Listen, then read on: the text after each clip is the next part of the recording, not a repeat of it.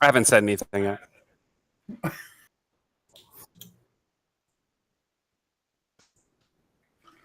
Oh no. Okay, Sound. how about now? Sound. Well, no DM. Okay, they hear Billy. Well, that's all that matters, really. If you can hear Billy, we're fine. This is fine.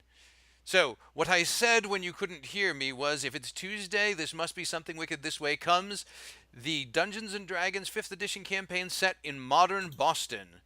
I also want to thank all of our followers out there. Thanks to you, we have managed to become a Twitch affiliate in only a week. And also, I have a Deadpool cup. I'm not afraid to drink from it. Now, when we last left our heroes, the party was fragmented, split apart. Nicholas was with a group of fairies in the Fey Court, some fairies that could turn into ice wolves. Zuki was with one of the nobles of the Winter Court, and they were exchanging information. Reginald, Zephyr, and Keel were at Reginald's apartment, digesting some new information that they had uncovered about the amulet.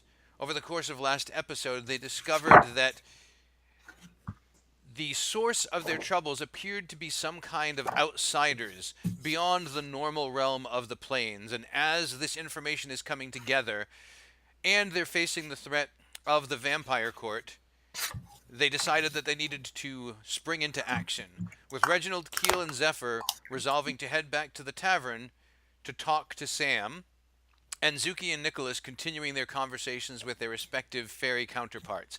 So let's pick back up with, as I recall, Zuki, you just heard the Lady of Winter say to you that your father is of winter and he loves your mother very much. Let's pick up from there, shall we? We shall.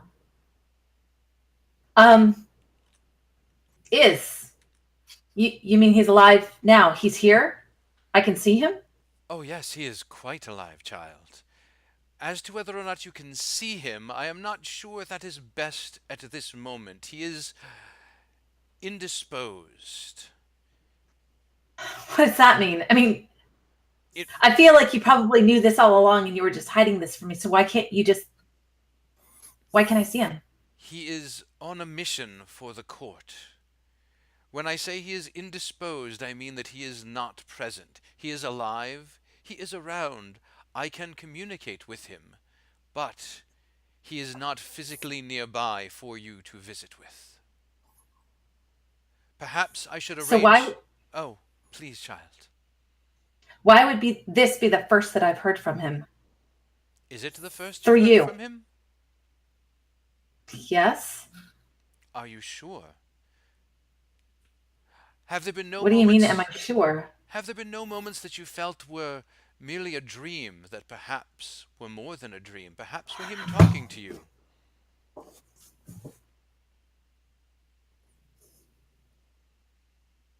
Perhaps. Maybe once. You must understand, our kind is not free to walk among your world. There are only certain places we may go.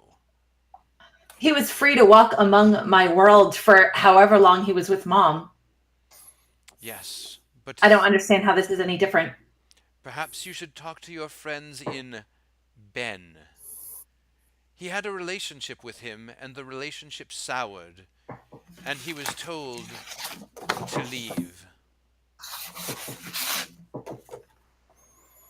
I do not think it is your father you should be angry at. I do not think it is me you should be angry at. Perhaps it is Ben. So is your interest in me because of him, or is your interest in me for something else? My interest in you is for a number of reasons. One of them is because your father is in my service and he misses you. And this was an opportunity. You coming here allowed me to reach out. I could not have done that if you had stayed in your world.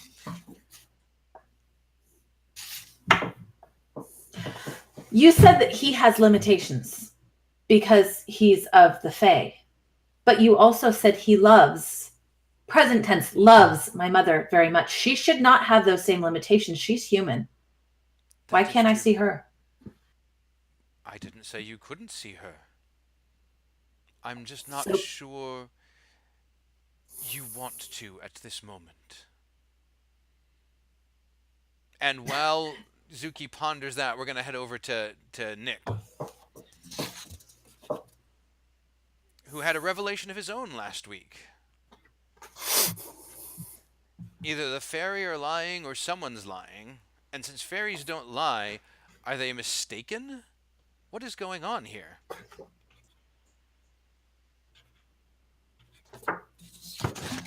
I think you might be on mute, Nick. Yeah, you say you have this information. I've already given you some information, but the information you've given me is not correct. But can't lie Why do you say our information is not correct?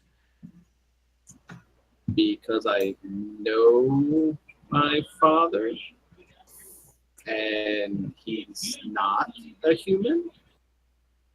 Are you sure? Quite. Well, this is quite a puzzle. I like puzzles. How shall we solve it? Where did you get your information? We got ours from the Winter Lady herself. And she can't lie. She cannot. Just as we cannot. Odd that between the two of you, neither one of you has the right story. So, Or we have the Explain that right to me? story and you have the wrong story. Goldorak is wise and knowledgeable. yeah, so let's just start this over. Okay, so I already know who my father is. What other information do you have? I don't believe you do know who your father is if you think that your father is not human. What would be proof for you? Or what would you consider proof that I know what I know and that you now know what has been told to you as a lie? I don't know that I require proof. I have given you true information. If you choose not to believe it, that is not my fault. I have upheld my end of the bargain.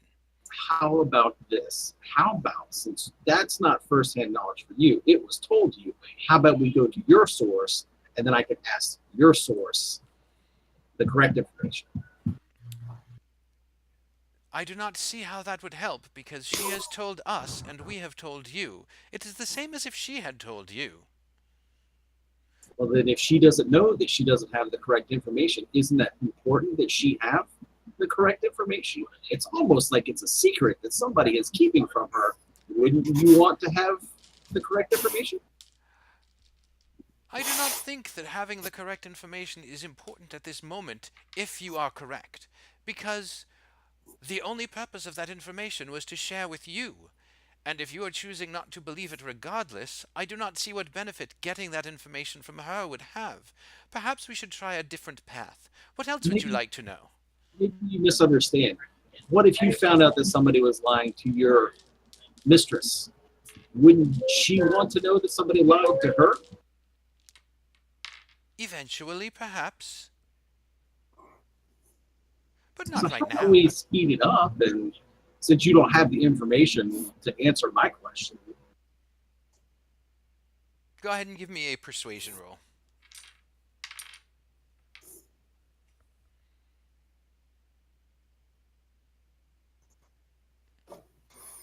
18 total. Ooh. This is a fun game. I like this game. Okay, let's try another one. How about you tell me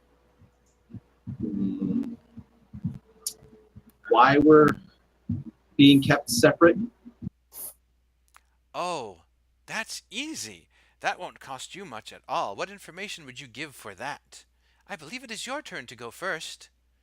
How about I tell you how I know why I know I'm correct?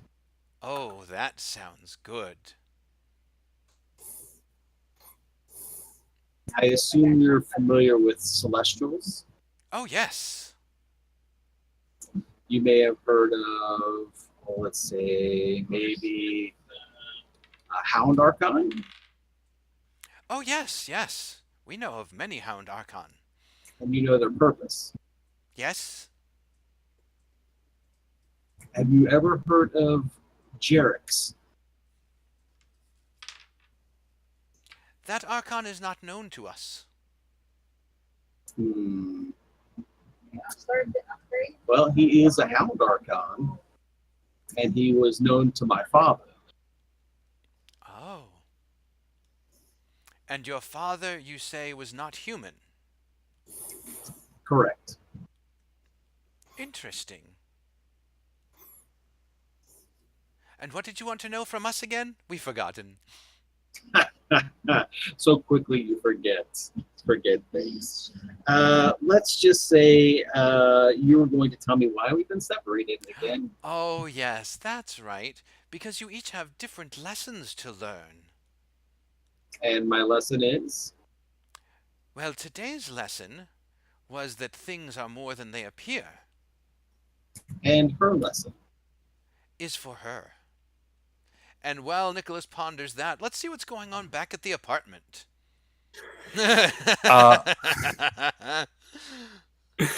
All right. Reginald is packing his supplies and he's sort of running out the door. He, of course, looks at Keel and Zephyr and says, do you mind if anyone wants to wait here? I'm not going to force you, but I wonder if we should regale Sam with some of our theories about the amulet. If we believe that place to be a source of crossover for these outsiders, it might behoove everyone involved to at least let him know about it. I say we all go together. I mean, there's no point splitting us up even further than we already have. Thank you. Yeah, Zephyr, are you all right with that? Yeah, let's do it. I'm in this far. Let's keep going. Let's go. Yeah, we go, and I'm sure we're in a bit of a hurry, so we would take the fastest route available. Sure. Now, when you say you're bringing your supplies, what specifically do you mean? I don't wear a lot. I was just taking time to grab my sword cane and my hand crossbow. I just don't want to go out naked. Standard adventuring gear. You know, are you bringing like the photos? Are you bringing the cell phone? Or anything like that? Yes, I want to bring the cell phone. I want to bring one of the photos with me, but I will leave the majority of them where they are. And to make it clear to you, because I had a question asked of it this week, the people without reflections in the different photos, it is not the same person in each photo. It is a different person in every one of the photos. Yes. A random driver, a passerby. Yes. So you can count at least 7 vampires. Understood. Yes, I head out the door. Okay, so you guys make your way to the remains of the plastered dragon and head to the back door? Yes. Okay. I don't... I just go in. Okay. Are you guys just walking in normal, trying to be stealthy? What's going on? No, I imagine we would just walk in normal. We have no reason to sneak in on Sam. So, door creaks open, cloud of dust comes out. It's clear that there's been some construction work going on inside. the tavern. It's a little bit musty and a little bit dusty. The kitchen is definitely not operational as you walk through. You don't see Sam in the back here. He's not in this room. He's not in the kitchen area. Or Oh, didn't he mention there was a storeroom in the kitchen the last time we were here? Yep. Yes. Can we go and look for that? Sure. Go ahead and give me investigation. Yeah. And if either of the others are proficient, I would give you advantage. Do either of you have good investigation? I do not. I do not, other than my jack of all trades. That does It not is count a- as that does not count as proficiency, but I will let whichever the two of you has a higher investigation also make an investigation roll. Got a flat 0. +2 on it. Okay, so you can make an investigation, Reg. You can make an investigation. All right. Total of 13 for me. 13. I have a total of 16. Okay. The two of you look around and you don't see any doors to a storeroom. And Reg, you're like, huh, that's weird. He said there was a storeroom back here, so you kind of start shifting things around, and you don't see Right. like a trap door or anything either. All right. Then I would like to invoke my eye for detail, where I can use a bonus action to look for anything hidden in the room.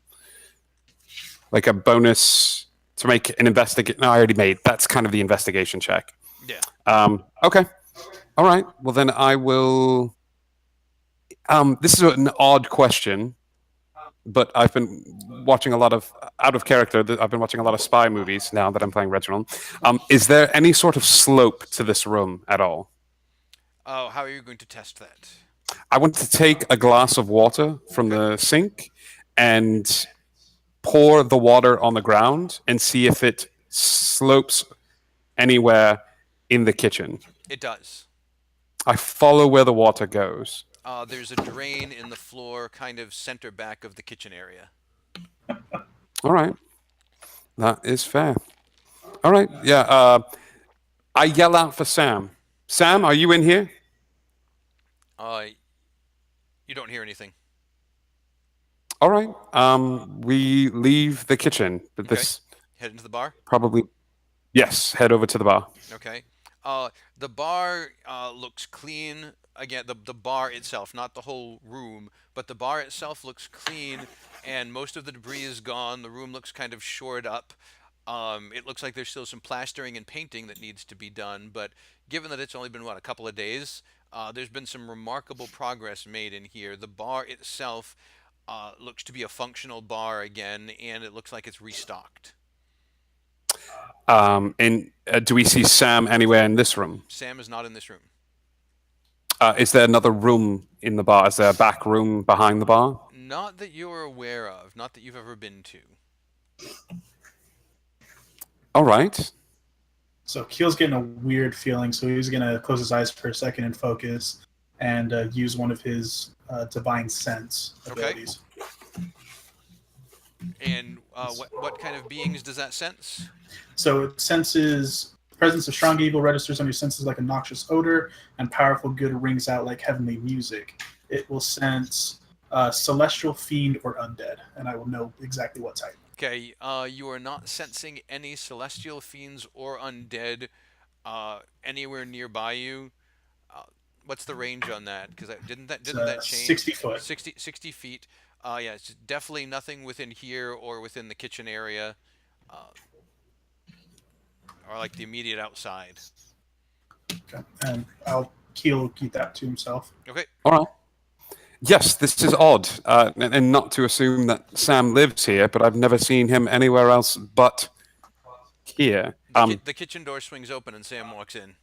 Says, "Oh, didn't see you guys come in." Okay, now hang on, Sam. I mean, you can't kid a kidder, sir. We were just back there. You've got some sort of secret hidey hole back there. Are we going to pretend like that didn't just happen? That you're now freaking Batman and you can appear from places? Are we doing this, Sam? Are we going to play this game? Not sure I know what you're talking about, Reg. We're playing this game. All right, Batman. We have information that we thought I was in the storeroom. I must not have heard you come in. That's all. Can you show us the storeroom? Can we see it? I happen to be a big fan of storerooms. Everywhere I go, I take photos, I get postcards. Sure. If you want to see the storeroom, that's fine. Yes. Do any of the magic users get a hint of any magic in the air or a whiff of magic? No. It doesn't seem like anything magical going on here. Insight check on I was in the storeroom. Okay. Oh, that is a 19. Ha. You know, he's sincere when he says he was in the storeroom.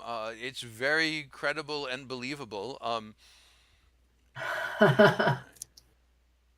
Really? Yeah, I mean, you can't quite tell if there's like a little sparkle in his eye about the storeroom, but whatever he considers the storeroom to be, he was there. How many storerooms do you have here at this bar? Oh, just the one. Should I have more? Do you think that would help? No. That would be silly, right? That would be super silly.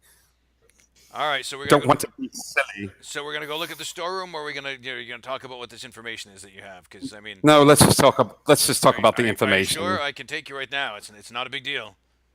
No, it's all right, Batman. Let's just talk about the thing that we found. We've been hypothesizing in my apartment, and I'm going to talk to you about what we found. But as we do, the camera's going to cut away, and I'm sure something else is going to happen. All right. But here, let me start. Let me start right. And as now. Reginald begins describing things, we cut back over to Zuki. Why would I not want to see my mother? It might be upsetting to you. Oh, it's just been upsetting that she's been gone, and I've been thinking she's dead for the past, 12 years. Perhaps seeing her alive might be a little bit better than that. Are you sure? I will, if you command it, I will take you to her. But I am telling you, it may be more upsetting than thinking she was dead. Then can you give me a little bit more information than it may be more upsetting? She is enchanted. How is she enchanted? She is asleep, and we cannot break the sleep.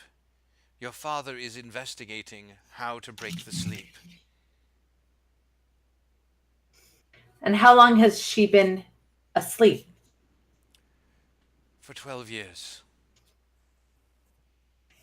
She found your father when she was looking for him. He was out on a mission. She got in the way. She took a curse that was meant for him. I want to see her. Very well. I hope you understand. This frankness is not normally our way. Normally we exchange information for information. I have been very direct with you. Do not get used to that. Yeah. Oh, I won't. And she stands up from the table, and she holds her hand out to you, I take it. and she begins walking. And as she walks, a wall of mist appears, and the two of you walk through the wall of mist. And when you do, you are in a simple room. It's a sleeping chamber, and there's a bed. Everything is all muted blues and purples and dark colors. It's a very wintry gray kind of a room. And you see your mother laying on a bed. And she is asleep and looking. Well, her eyes are closed and she looks very pale. You're hoping that she's asleep, but she looks dead. Does she look the same as she did 12 years ago, or does she look older? She looks the same.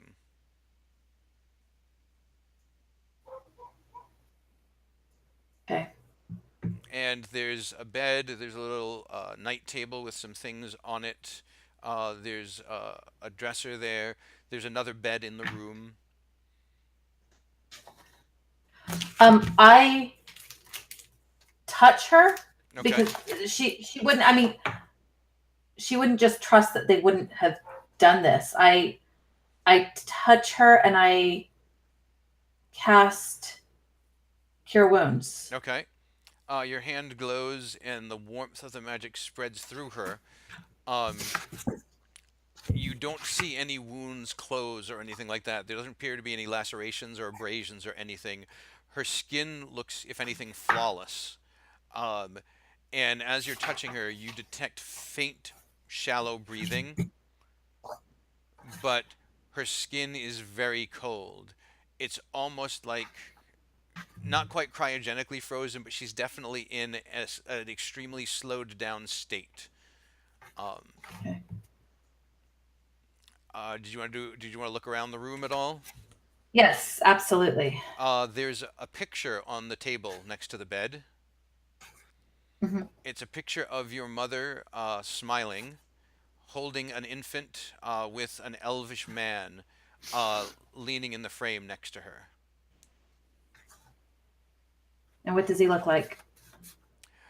He looks. Did you have a picture of your father? Mm-mm. Okay. He has long, dark hair, very sharp but handsome features. He has a twinkle in his eye. There's kind of a charm about him, and he looks very happy in this picture. He's tall, slender but muscular,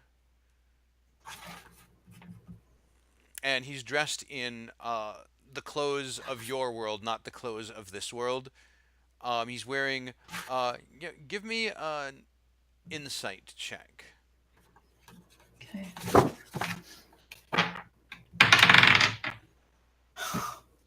Nat 1. Nat 1. There's something familiar about the clothes he's wearing, but you can't think of what it is. Okay. And while you take in this scene, let's revisit our friend Nicholas, who is still holding his fists up at me. Nicholas.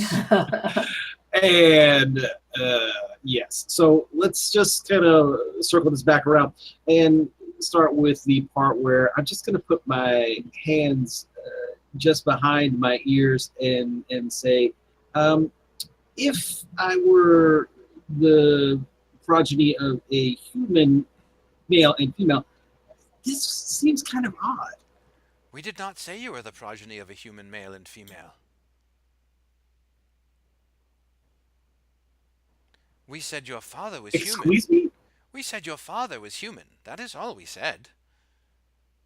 You disagreed with us, but we did not say anything about your mother.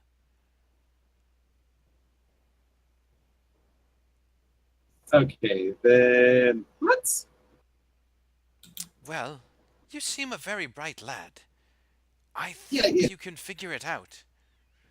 Except for my mom back at home. Not an elf, not a half elf. This must be very confusing for you. Yes. Okay, so how about we cut the day short and we'll just call it lesson learned. And you can take me over to Zuki and, good lesson. Well learned. So we can go now.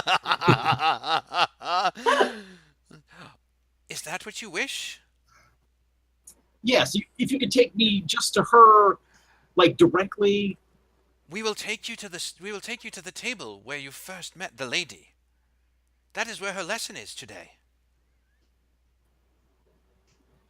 Okay. And they transform back into wolves.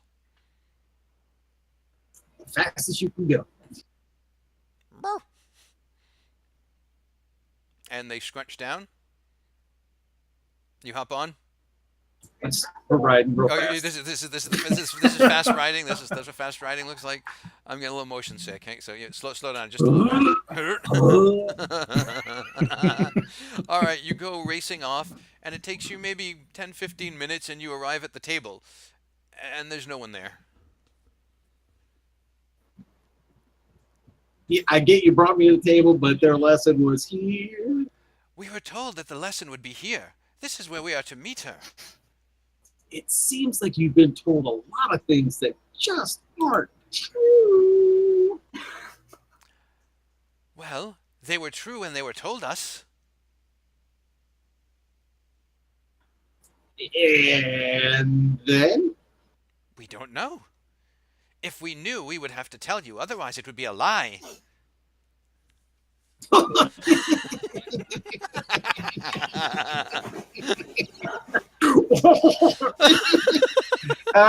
So let's bring this back here. You guys can't lie. I haven't heard one bit of truth from you so far, so I'm not understanding the not lying part. The fact that you do not believe it does not make it not true. Me not believing it is because it's not true. It's kind of a big deal. Perhaps the lady will have more wisdom for you. Shall we wait here for her? How about I wait here? Is there something else you guys gotta do? Because I don't want to take up your whole day. No, we are supposed to wait with you. It is not safe for you to wander around alone. Who's gonna wander? This is a nice table. Very well. Do you wish any of us to sit here with you? Who's the smartest? That's me. I am the smartest. That's why I was elected spokesman. Which one's the dumbest? That's not a very kind thing. I'm sorry. I meant to say which one of you is the least smart. Well, you didn't let me finish. I was going to say that's not a very kind thing, so I must whisper it to you. What will you give me for that information? How about I tell you a secret? Okay. He leans in. Lean in real close. Real closer. He leans in. Closer. Injun Joe is ticklish. I did not know that. I also don't know who Injun Joe is, but that is my fault for not asking first. All right. I will tell you who among us should stay with you. And he motions you, says, lean in. Closer. Closer. Elvidar. I think Eldar should stay and we can talk. Oh, all right. Merely point Elvidar out, and he will stay with you. That one. That one right there. Right there. Are you sure that is Elvidar? Right there. The Eldar one. The one with the Elvidari stuff, right? Yeah, Eldar. And as Nicholas is trying to figure out who Elvidar is, let's check back in at the bar. And then you were like, oh no, it's a regular storeroom. And now we were like, no, that can't be a regular storeroom. And that pretty much brings us up right to this point of everything that's happened. So I hope now you believe me about the storeroom, though. I do. It's very lovely. And I'm glad we took a little break during that whole thing to go look at it. And, But your stuff was interesting, too. thank you. No, yes. And what do you think? Is there any grain of truth in any of this that the outsiders might be using that particular magical explosion to wreak havoc on this plane? No, I mean, it makes sense. Yeah. If the things Do you have? Yeah. Go ahead. if the things that you're saying you saw are true, then I would think it would have to be outside beings that, and that would also explain why the creatures you saw just didn't add up and didn't make sense, because outsiders don't know what your flora or fauna are like, so they just kind of approximate it the best they can. The bird that was watching Keel. They don't know what a bird looks like. All they have is the abstract detail of what a bird. They have the Looks idea of a bird, just like they have the idea Right. of a dog. And that's how they've been coming at us. How does one protect themselves from an outsider? Do we know anyone in this city who's had any sort of experience with outsiders? Not to my knowledge. I mean, that's very rare and archaic magic. Well, if anyone comes asking about who's had experience, we can sell our services as consultants. I do So hate to please- say it, but I think you know which organization would be most likely to. Oh God. You remember that? Mr. Dark there that you had the run-in with the other night. Yes. Yes. You might try him and his people. I'm willing to bet you Yes. that they know about some at least extraplanar Yes. They trade in. These are the people that trade in souls, correct? Yes. That we had a conversation with. Yes. All right. Good. Well, you know what? We're just going to find a little list of bad things that we have to do and take care of. We're going to add that in purple crayon right at the end of that list of. So We you're will gonna take care of visit them. the Court of Shadows. That's it's a bad Yes. idea, but it might be your only one. Unless you guys. Well. No, tonight we thought for fun we'd go take out some vampires that are threatening us, and then Vampires are threatening you. Why? I have no idea, Sam. I honestly, I think it may have been that we were in the bar. They are not the first group to come at us. Zuki had a werewolf tailing her, and trying to find out more information about the bar. I'm wondering if they're experiencing the same thing. They're blind in the dark, searching for light. I imagine they're taking everyone's it out. running scared. I mean, the bar shouldn't have blown up. Yes. Any leads? Yeah, on, I imagine. Any leads on who did it? Other than the medallion and the tattoos, and so I will tell you something that frightens me is that there needs to be outward manipulation here. So that there either needs to be outsiders that have struck a deal with beings on this plane for power, or the outsiders are able to, I guess, exert their influence on this plane in some way. So I'm not sure. We still haven't talked with that Assassin's Guild either, who had a man taken out as well. So I'm not sure. That is I'm working on it. So the Crimson Blade, you mean? Yes. So the thing is, outsiders don't have, just as they don't have the concept of what a dog is or a bird, or it's all abstract ideas. Everything about this world is abstract ideas to them. Good, evil, society, culture, all of it. It's abstract. They wouldn't have the wherewithal to reach out and try and push a deal. They just exist. They flow. They go where they can. So this has to be coming from this side. But why do that? Why do the Control Alt Delete for this plane of existence? You've never seen a Doom cult before? Come on, Yes, I've seen it. even the mundanes have them. The comet guys, the Hale Bop idiots, the Mayan calendar guys. I mean, come on. So what I need to do, what we all need to do, Zephyr and Keel, and I'm open to suggestions, is find out if any such cult has been operating here. And I imagine it has something to do with the tattoos we discovered on those gentlemen that were here in the bar. And possibly something to do with this medallion. I think Well, those are good speaking places to of- start. Yeah. Speaking of all that information, have you ever seen these runes like this, Sam? Or do you know of anybody who might even be able to read these? Not off the top of my head, but runes like that, I mean, that's some pretty obscure stuff. There can't be many people drawing that kind of stuff on someone's body. And magical tattoo artistry, that's even rarer. That's got to be a real small pool of people that can do that. Oh, yes. Yes, you're absolutely right. Yes, a very small pool indeed, especially here in Boston. I happen to know one or two of them. All right.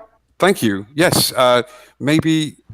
Do we have any sort of concept of time of how long Zuki and have been gone? Or It's tough to say. I mean, it's been, you think at least an hour though. All right. And when they come out, they're probably coming out right here, right? This is where they went in. Yeah, this is where they went in, so you'd expect this is where they'll come out. All right. Well, do you mind if we sit here for a little bit, and I pull out a little money? We could be your first customers. You know where the bar is. I'm gonna just keep working. I'll be in the storeroom. You should go. Yes, you should go. Have fun in your storeroom. Do you want to come along and help? No, not at all. I think I'd rather drink. All right, very good. And with But that, Zephyr, if you would like to. oh, yeah, Zephyr, Keel, are either of you going to join him in the storeroom? I'm not heading to the storeroom. However, during this time, I'd like to approach Keel and see if I could use his phone. Okay. And hey, Keel, do you have internet on that thing by chance? I honestly don't. It's so old. It's an old Nokia. Can I borrow it for a I little bit? mean, you won't get any internet, but if you need to make a call, you can. I do. I haven't spoken with my mother for quite a while. I get And that. I don't even know how my dad's doing. Yeah, absolutely. And All he'll right. hand it over. Are you going to call mom from the bar? Are you going to go out the alleyway? What are you going to do? I'm gonna actually head through the kitchen into the back alley there. Okay. Do we see him leave? Yeah. Keel, I'm going to look over at you and sort of cock my head. Say, don't tail him, but be close in case he yells out. I'll just hang out in the kitchen then. Okay. So Reg is drinking alone. Keel is in the kitchen, and Zephyr Ooh. is headed to the alleyway. One right. is the lonely number. Don't split the party. Did you guys see the title of this week's episode? No, what did you call it? I'll let you guys look while Zephyr and I are having a little chat. Don't split the pot. Oh, fun. This is going to go well. And the party is now in. There's 5 party members, and they're in 5 different locations. It's almost like I could see this happening. All seeing DM. 1 party 0. Okay. All right. So the phone rings a couple times, and you hear a very small voice pick up. Hello. And he does what he can to compose himself, and he says, "Mom,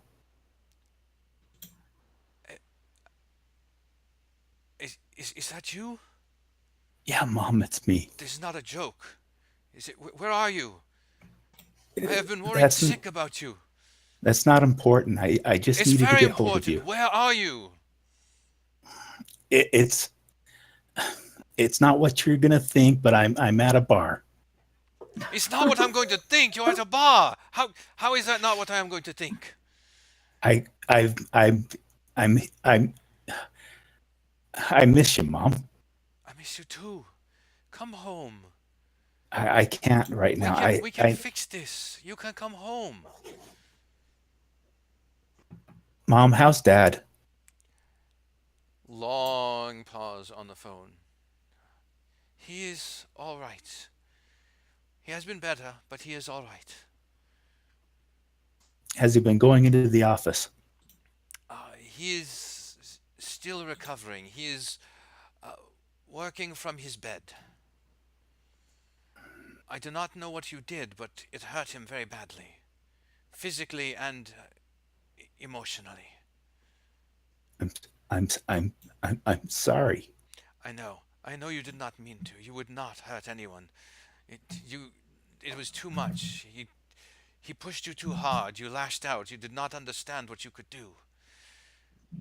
I forgive you. Thank you, Mom. And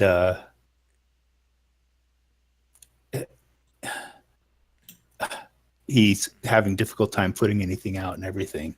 Maybe we could meet for tea. Yes, that I'd like that. When can we meet? Today? Tomorrow? I miss you. What time is it getting at right now? Are we getting close to the evening? Yeah, we're getting close to evening. I'll call you tomorrow. I promise. You promise? I promise. All right. Can I tell your father you are all right? The way you left things with each other, it was not good. I'm sorry, Mom. Yes, you can tell him I'm okay. Okay. I will wait for. Is this your phone number? It's not. I'm going to have to call you tomorrow. I've got to go, Mom. I love you. I love you too. Be safe. And he hangs up. I Thank- will. Yep. He walks back inside and everything and trying to hide any emotion that he might have had. Just looking like the tough little kid that he isn't. All right, go ahead. Keel, give me insight. Zephyr, give me deception at disadvantage. That was kind of a Because heavy you know moment. I roll so well with advantage, right? No, because that was a heavy moment for you. Actually, my disadvantage is 14 and I get +6. I'm at a 20. All right. Well, Whoa. too bad that doesn't beat my nat 20. Oh! Wow. Love it. From you. He learned it from watching you. So you come in and you're like, you compose yourself. You're like, you breathe Yep. really deeply a couple of times. You kind of wipe your eyes. You're like, all I right. actually take out my inhaler as I'm walking in and take a couple puffs. And you're like, I got this. And you're walking in and you're Yep. feeling pretty confident. And Keel just sees right through you. And you can tell just from the look on his face that, like, he knows you just went through some stuff and you just kind of break down. Okay, I break down right now. Yeah. Okay. Okay, that's as good as I can do. That's fine.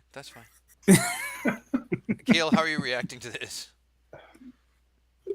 He's not saying a word. He knows everybody's goes through stuff, and attempts to make eye contact. My head's bowed and I'm tentatively holding out the phone. Okay. Keel move forward, grab the phone from his hand and put his right hand on Zephyr's shoulder and just kind of not saying anything, just kind of give him a couple pats. And then we'll And head then, over to the Feywild and back. Zuki and her mom.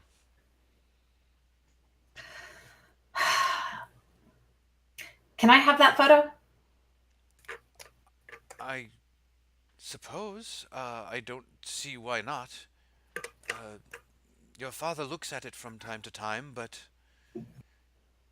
Well, then maybe he'll wonder where it is and come find me. she reaches over, takes the back of the frame off, and hands you the photo. Thank you. You are welcome. I think this is enough learning for 1 week. Is there anything you wish to tell me as we are building this trust with each other? Yeah, there is. I probably shouldn't say this, but I feel like perhaps I can trust you more than I've given you credit for. Did you know that I've been contacted by the Summer Court? I did not know, but it does not surprise me. Be wary. I feel like they're trying to get information from me, and I'm wondering if they're watching me or listening in on me. How do I know if they're doing that? Any activity like that will leave a magical signature. If you have a way of seeing magic when they are doing this, it will be revealed to you. You mean like detecting magic? Yes, But how would I know when they're doing that though? you would. How would I know if they're You would have to feel Go it. ahead. You would have to feel it in your heart. There is no other way to know. What do I need to be concerned about if they are trying to talk with me? It was the summer court that enchanted your mother.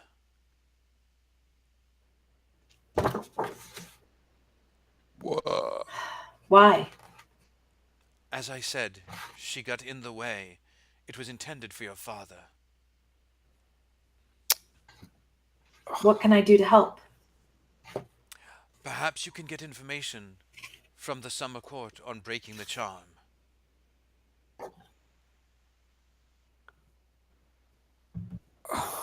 Okay. Be well, child. There is a place here for you if you need it. Before I go, Yes. I have one more question.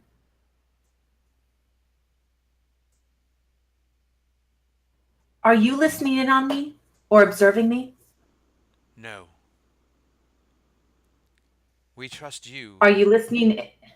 to come to us. Are you listening in on me in any way or observing me in any way through this? And she points to her bracelet, or this, and she points to the necklace she was given. No. We recognize Thrice I ask, are you listening in on me or observing me in any way through the bracelet or the necklace? And thrice I say to you, no, these charms are not of that nature. Okay, thank you. You may visit your mother anytime you like. And she waves her hand and the mist appears again. And she gestures towards it. Nick, you see some mist appear where there wasn't any before. It's like a wall, a curtain of mist just appear on the far side of the table. How pretty. And there's an elf sitting with you. You're not sure whether you ever picked the right one or not. And you've been trading pleasantries, but you've definitely not been getting any information. If anything, things are even more circular than they were before. Right around we go. Do you come out of the curtain? Zuki? I'm behind a curtain? No, I'm asking Zuki, do you come out of the curtain of mist? Yes. Okay. Yes, I do. Zuki steps out, and you see Guldurak step out with her. Oh, I did not expect to see you here. What a pleasant surprise. The surprise is all mine. It's fantastic to see you. Actually, I have some information for you if you've got some time. I do have a moment, yes. What do you wish for that information? How about I tell you that somebody lied to you? Oh, that does sound interesting. Please elucidate. The information about my father is not true. Isn't it, though? No. And why do you say it is not true? Because I know my father. And he showed you that he was your father? It was confirmed by my mother And by an interested third party. And she showed you that she was your mother. It's not like I took a tour of her womb, but yeah, sure. She says, I will give you some information then. You have not fully learned today's lesson.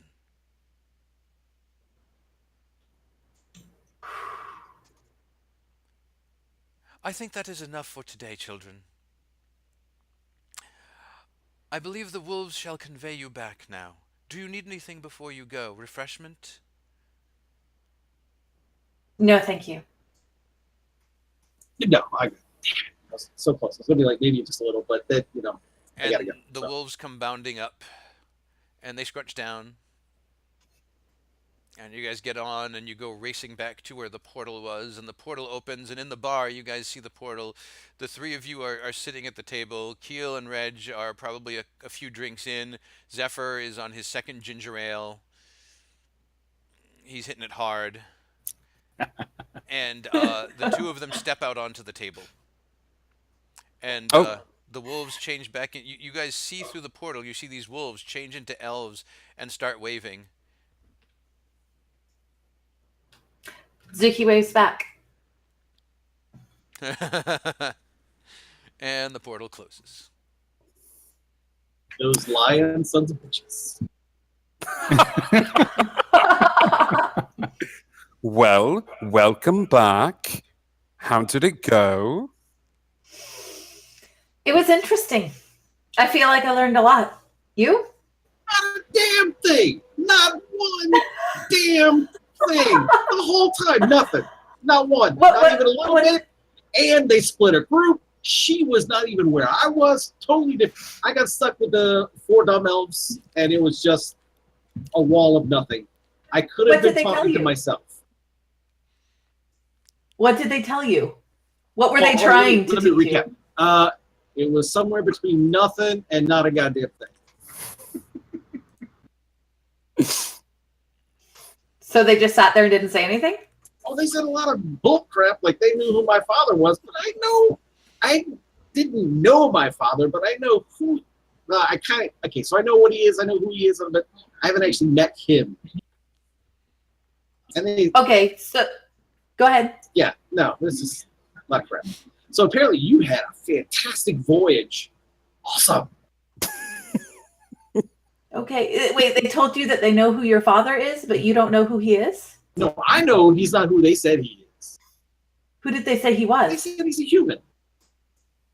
And what's wrong with that? He's not. How do you know if you've never met him? Confirmed from my mom and confirmed from a interested third party who has been revealing information about my lineage to me. So your mom said he was not human? Correct. But not until about 2 months ago when things kind of went sideways for me. So it's a new thing for me, but I know they're not telling the truth. What makes you think that he might not be human? I'm sorry, I can hear you. What? Right. How would you know? I mean, isn't there an alternative? Are you Yeah, absolutely these sure aren't that just your stick mother? on. They don't just come on. Right. Are you absolutely sure that your mother is human? Unless I don't know for what reason she would have to lie to me. Are you absolutely sure that's your mother?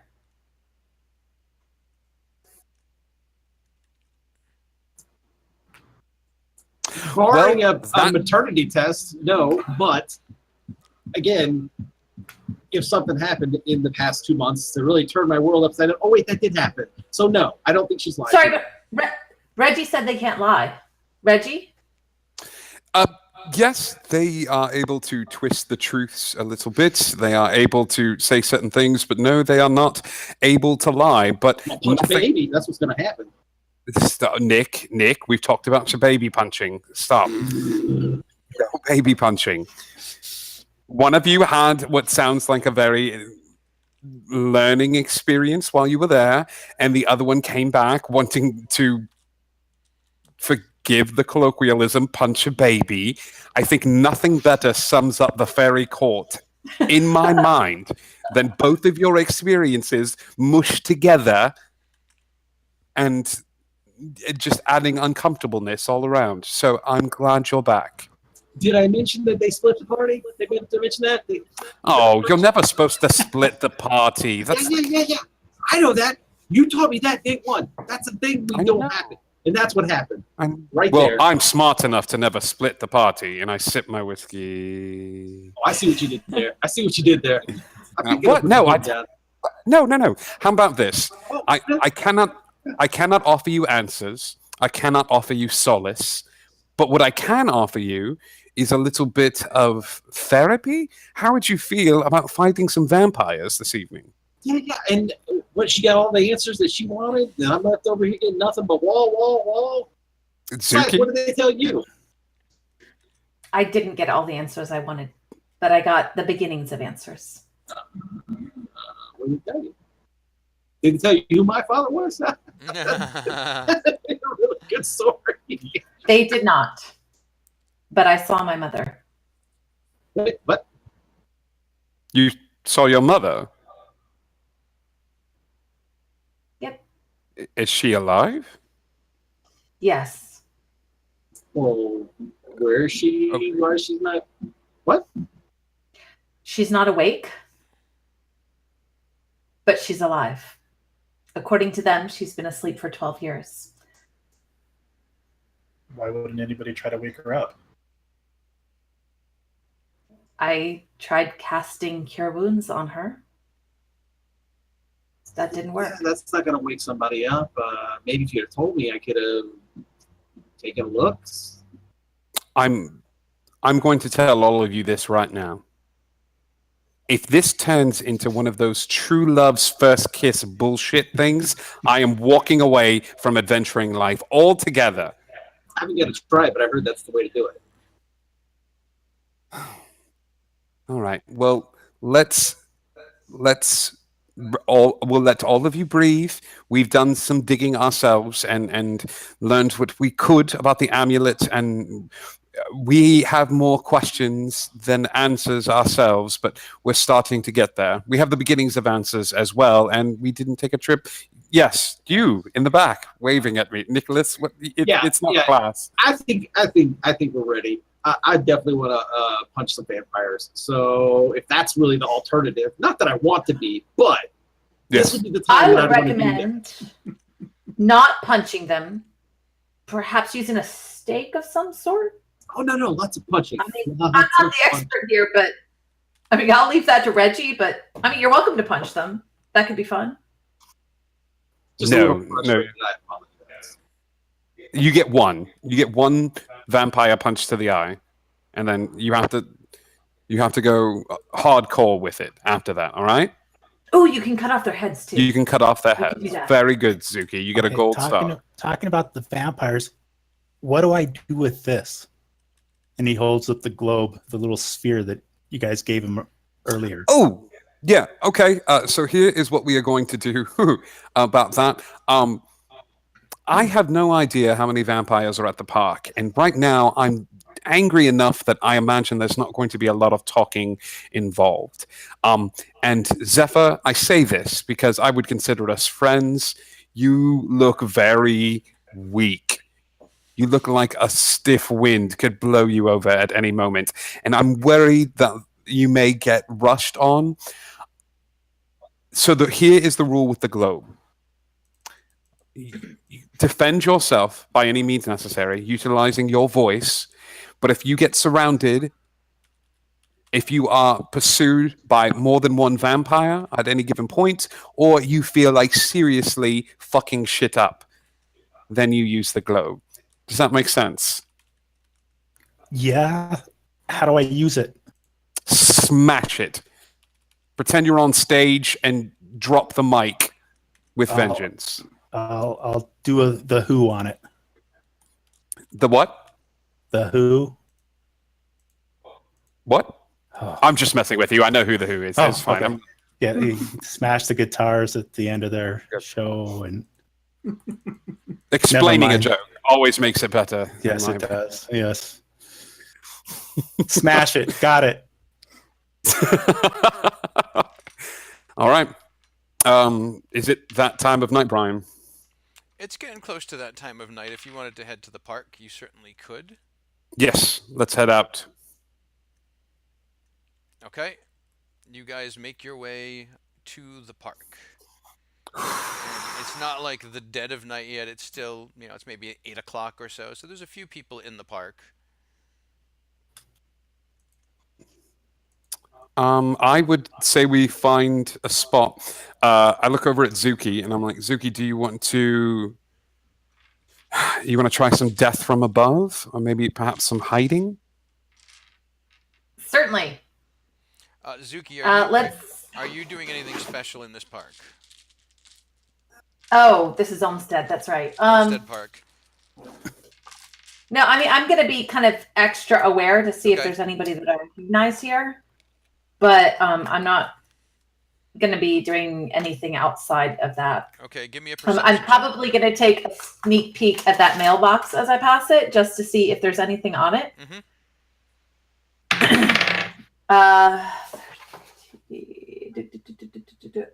19.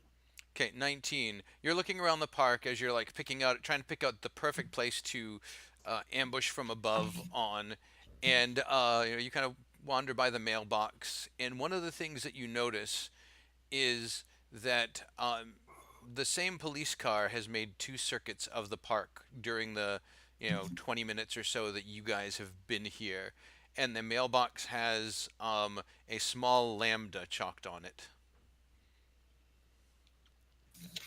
Okay.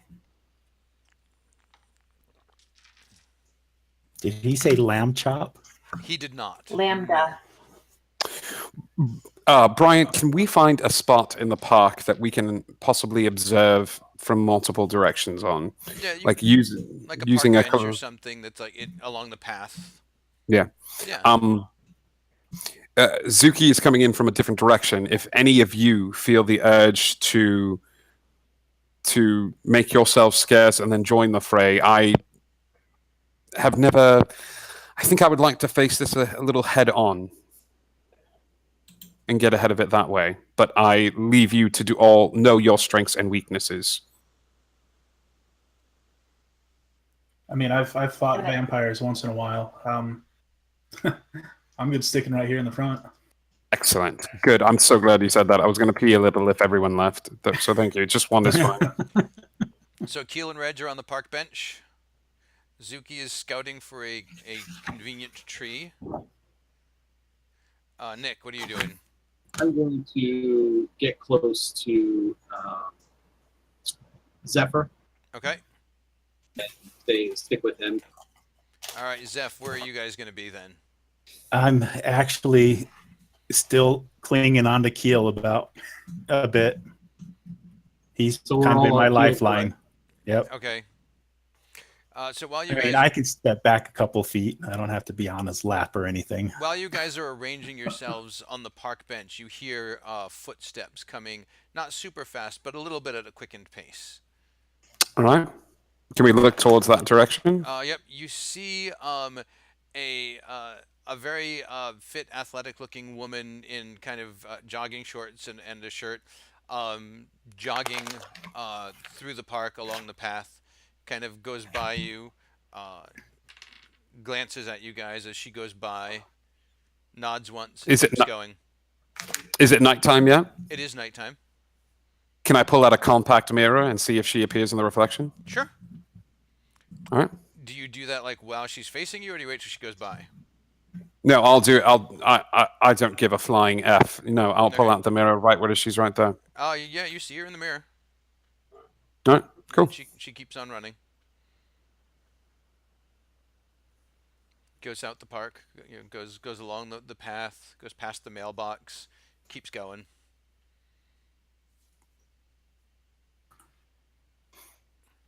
There's a couple of homeless people in the park.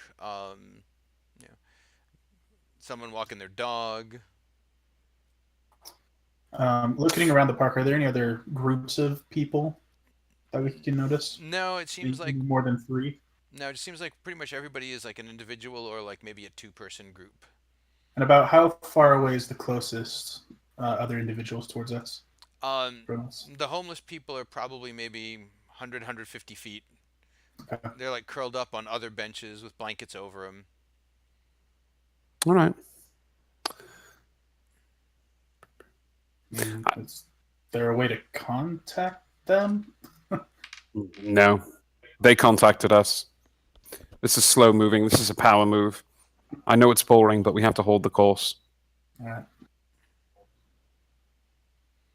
Hey, Reg, if you kind of want to do like a scout, I can give you a little bit of guidance. Honestly, I'm sort of hyper focused on details, but if any of you have wider ranging skills of perception, that might not be the worst idea ever. Or hold off on utilizing any skills that you have until we see the whites of their undead eyes. This would be something up to I you. could do at will. Okay. Yes. Yeah. If any of you have a very good. Hey, Suki. I'm good at perception, but I'm also wondering if, because I could detect magic is up to 10 minutes. Are vampires magical in their very essence? Like, would that help me? Not really per se, no. Okay. Because they don't fall into any of the school. They are a magical type of creature, but they don't fall into any of the schools of magic specifically. Okay. And So then I'm better off. You're up a tree? Yes. Okay. Give me a perception check.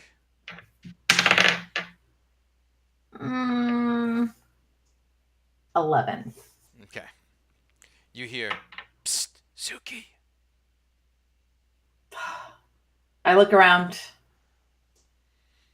She's like, "What are you doing here?" I'm trying to be observant, and you're distracting me. Oh, I'm sorry. I'm on watch. I'm sure you saw the mailbox. I did, Rebecca I just went did. by and checked it. She's calling it in. Which means there's going to be somebody else here pretty soon, right? Unless you, are those people that are down there, are they with you? Yes. If they stay, then she won't come. You haven't seen any vampires around here tonight, have you? Not tonight or last night, but we've been watching for them because there was some activity about a week ago. Any idea where they're holed up, where they're coming from? We haven't tracked down the nest yet. We're looking. Should I call you if I find anything? Well, you don't really have a way to call me, but I mean, do you have a way to? How could you contact me? I mean, I can call. Well, Should I check in? you could check in, and I know you don't have a phone, but I'm guessing one of your friends must. No. Yeah, I'm not sure I'm gonna be able to pass out their number without telling them about you. Well, let's hold off on that. Why don't you just check in? Check in. Okay. I'll put feelers out for you. Check in maybe a couple of hours. Okay. All right.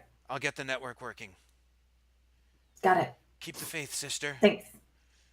Thank you. And she like swings on the branch and like flips up to a higher branch and perches there. Oh, she was in the tree. Oh, she was all the way up in the tree. Got it. Okay. She just kind of climbed down next to you, and that was what the perception was. You didn't Okay. hear her sneak up on you. Got it. How much time goes by with nothing, with no one showing up or Well, anything? it was probably about maybe 5-10 minutes before this happened. Okay. All right, and we're unaware that happened. Right. Who Alright. is closest to me? Is Reggie closest to me? He's over on the bench. Well, they're all pretty much together because Keel and Reggie are on the bench. Zephyr said he was going to stay with Keel, and Nick said he was going to stay with Zephyr. So it's basically a cluster of these four motley guys hovered around a bench. And it's been about 10 minutes, right? Yeah. Okay, so I'm going to climb down and go over towards them. Keel and Reg, give me an insight check. 26. That beats my 4. Keel, you're distracted by how clingy Zephyr is, but Reg, as you're thinking about you're scoping out the park and everything, you guys do make kind of a motley and unsavory looking bunch there. Everyone, This skinny soccer mom type jogged by you guys and didn't seem in the least bit frightened or intimidated. huh? Did we see which direction she went? Mm-hmm. She headed off down the path, Yeah. past the mailbox, and toward the far end of the park. Gentlemen, let's take a bit of a field trip, shall we? And maybe we can look for Zuki on the way. On the way there, and I want to walk down the path where she Okay. was going. So you guys start heading down the path through the park. Zuki, they're passing under your tree. Yeah, I'm going to try to catch up to him or Okay. like jump down so that I can stop him. Not a problem. I'm going to pull Reggie off to the side for a minute because I've got to share this with somebody, but Oh, I'm all also right. trying not to betray their confidence. So I kind of pull Reggie off to the side for a minute and I kind of signal to them to wait. What? There's a group of people here that are helping people like me, like you. Oh. Like, one of them was here. I know her. She's aware of the vampires, but they haven't been here for the past couple of nights. Police She car said goes she by might be able again. to find out more information. But we are getting in the way of helping somebody right now. They're trying to help, and we are completely in the way. All right, then let's walk away from whoever they're trying to help. And you'll have to tell me more about this organization at some point, I will. if you're able to. I'll tell you what I can. All right.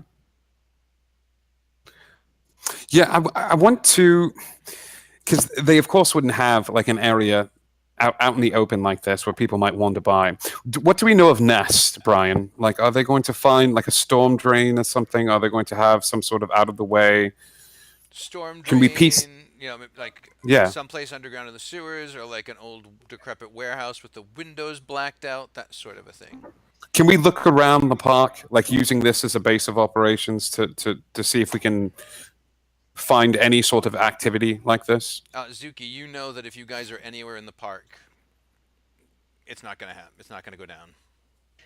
Listen, I've got a number I can call in a couple of hours. We may be able to get information through those sources instead. I don't think we're going to find anything here. I mean, you're welcome to look, but we may be messing up somebody else's. Them being Yes. helped in a big way. I mean, All if right. we could even go outside of the park and then go look. That's fine. Yeah. You guys hear the rev of engines, a car that sounds like its muffler may have gone at some point, and looks like an old black Cadillac kind of rolls by. I just kind of, Sorry, my stomach's still grumbling. Were the windows tinted on that at all? since you asked, that means you were looking, and yes, they were. Is there a deadhead sticker? No, there is not. The voice of some Cool. Don't look back, Zephyr. You can never look back. As long as the elves of summer have gone. All right, Zuki, I want to help your friend or whoever needs help, but I'm wondering if this is the person that we're supposed to contact at the moment. So I am torn right now. Why don't I go ask them? And then we will leave. How about that? That'd be fine. All right. Who are you going to ask? The whoever is in this car. Oh no, it drove by. It drove by? All right. Yeah. Did any of us catch a license plate? Was it going too fast? I'll give Keel perception to catch the license plate. That was a bad roll. It's a total of 5. Keel did not catch the license plate. All right. Reggie is incredibly frustrated and will lead everyone out of the park, though, Okay. and he will walk off. And Do we know which direction the Cadillac was headed? Do we know where it might have turned or gone? You saw it head down the road, and then you saw it take a right back towards the part of the city that you came from. all right. Yeah. All right. We head back to the apartment then to wait for whoever Okay. may contact us from Zuki's friends.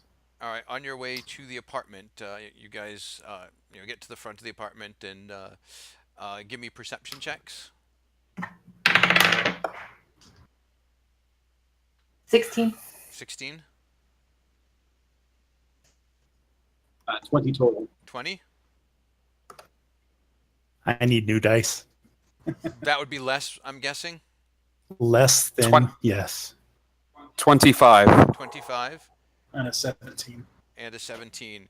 So I got a 9. everybody but Zephyr. Zephyr is still clearly freaked out by the events of the last day or so, and he's just like, just wants to get back inside and have something warm to drink and just kind of curl up on the couch. And he's like headed for the door, and he's like, Reg, come on, open the door, open the door. And as you guys start to head for the door, you hear like a clinking sound, like of glass bottles being clinked together. And you kind of look, and out of the corner of your eye, you see a black Cadillac rolling down the street with the window rolled down. Warriors. And Come yes, out very with reminiscent of the movie The Warriors. And you hear, Reginald, Come out and play. Clink, clink, clink. It's coming from the Cadillac. It is. I take off. I Okay. start running. All right. Away or towards the Well, Cadillac? he's running towards the Cadillac, obviously. Towards the Okay. Cadillac. As fast as I can. Okay. Keel immediately sprints after him. Yeah. Rizuki's gonna run after him. Okay. So is everybody sprinting or Any Okay, police that- cars on the street? nope? What distance pull are out we a- from the Cadillac at this time? What's that? What distance are we from the Cadillac at Maybe this 50, time? maybe 50 feet. Oh, I do continue after him, but do not run straight up to the Cadillac. Okay. Is it stopped? No, it's rolling slowly down the road. Yeah. Let me know how close I can get. Okay, Nick. Yeah, I'm chasing after All right. So it's basically Zephyr. basically the mob of people just turn from the door and bolt after. Correct. Zuki, you look like you were about to say or do something, or So we were at the door to the apartment. The Cadillac rolls past the apartment. Reggie hears this and starts running down the street away from the apartment towards the Cadillac. yes. Correct? Okay. And how, when you say it's going slowly, how slowly do you mean it's going?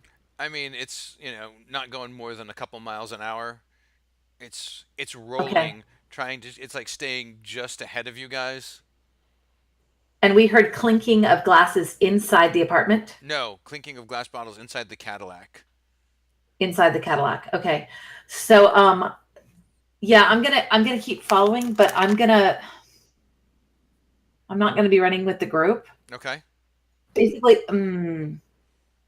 no, you know what? I'm gonna run and try to catch up with him. And I'm gonna be ready to hitch a ride if I need to. On Reg. Uh-huh. Okay. All right. So the rolls down the street, and you can hear it's taunting you. It's a Reginald. Catch up to us, Reginald. Why won't you play with us, Reginald? Do I? Does anybody in the group have a gun that I'm aware of? I do not believe so. How far away is the Cadillac now? It's still it's staying about 50 feet away. I'm gonna stop running. Okay. I'm not. I'm done with games. I'll just stop. Okay. Do the rest of you stop when Reginald stops, or do you guys keep going? Stop, Stop with him. Reggie Are we trying to stop this car, Reggie? What's the deal? And No, as right you now- stop, the car stops. If any of you have something to say to me, best say it now. Don't worry. You'll get the message. Perception checks. I'm actually looking behind us at this point as well. Okay. 22. 22, Less 18. 18, Jeez.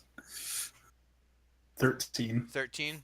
Nick, 20 total. 20, So- 6. 6. So, Zuki, and Nick, as everybody's looking around and looking behind, you guys think to glance upward, and you see a couple of figures on fire escapes leaping down into the street on either side of the road where you guys are. Black, shadowy figures, and they land silently and in a crouch and begin to move into the street toward you all. And that's where we're going to take our break tonight. Boy. All right, ladies and gentlemen, this is our intermission. Just as stuff is about to go down, we're going to take a short break. We'll be back here in 5 minutes, grab a drink, and get back onto the stream, and we will see you all soon.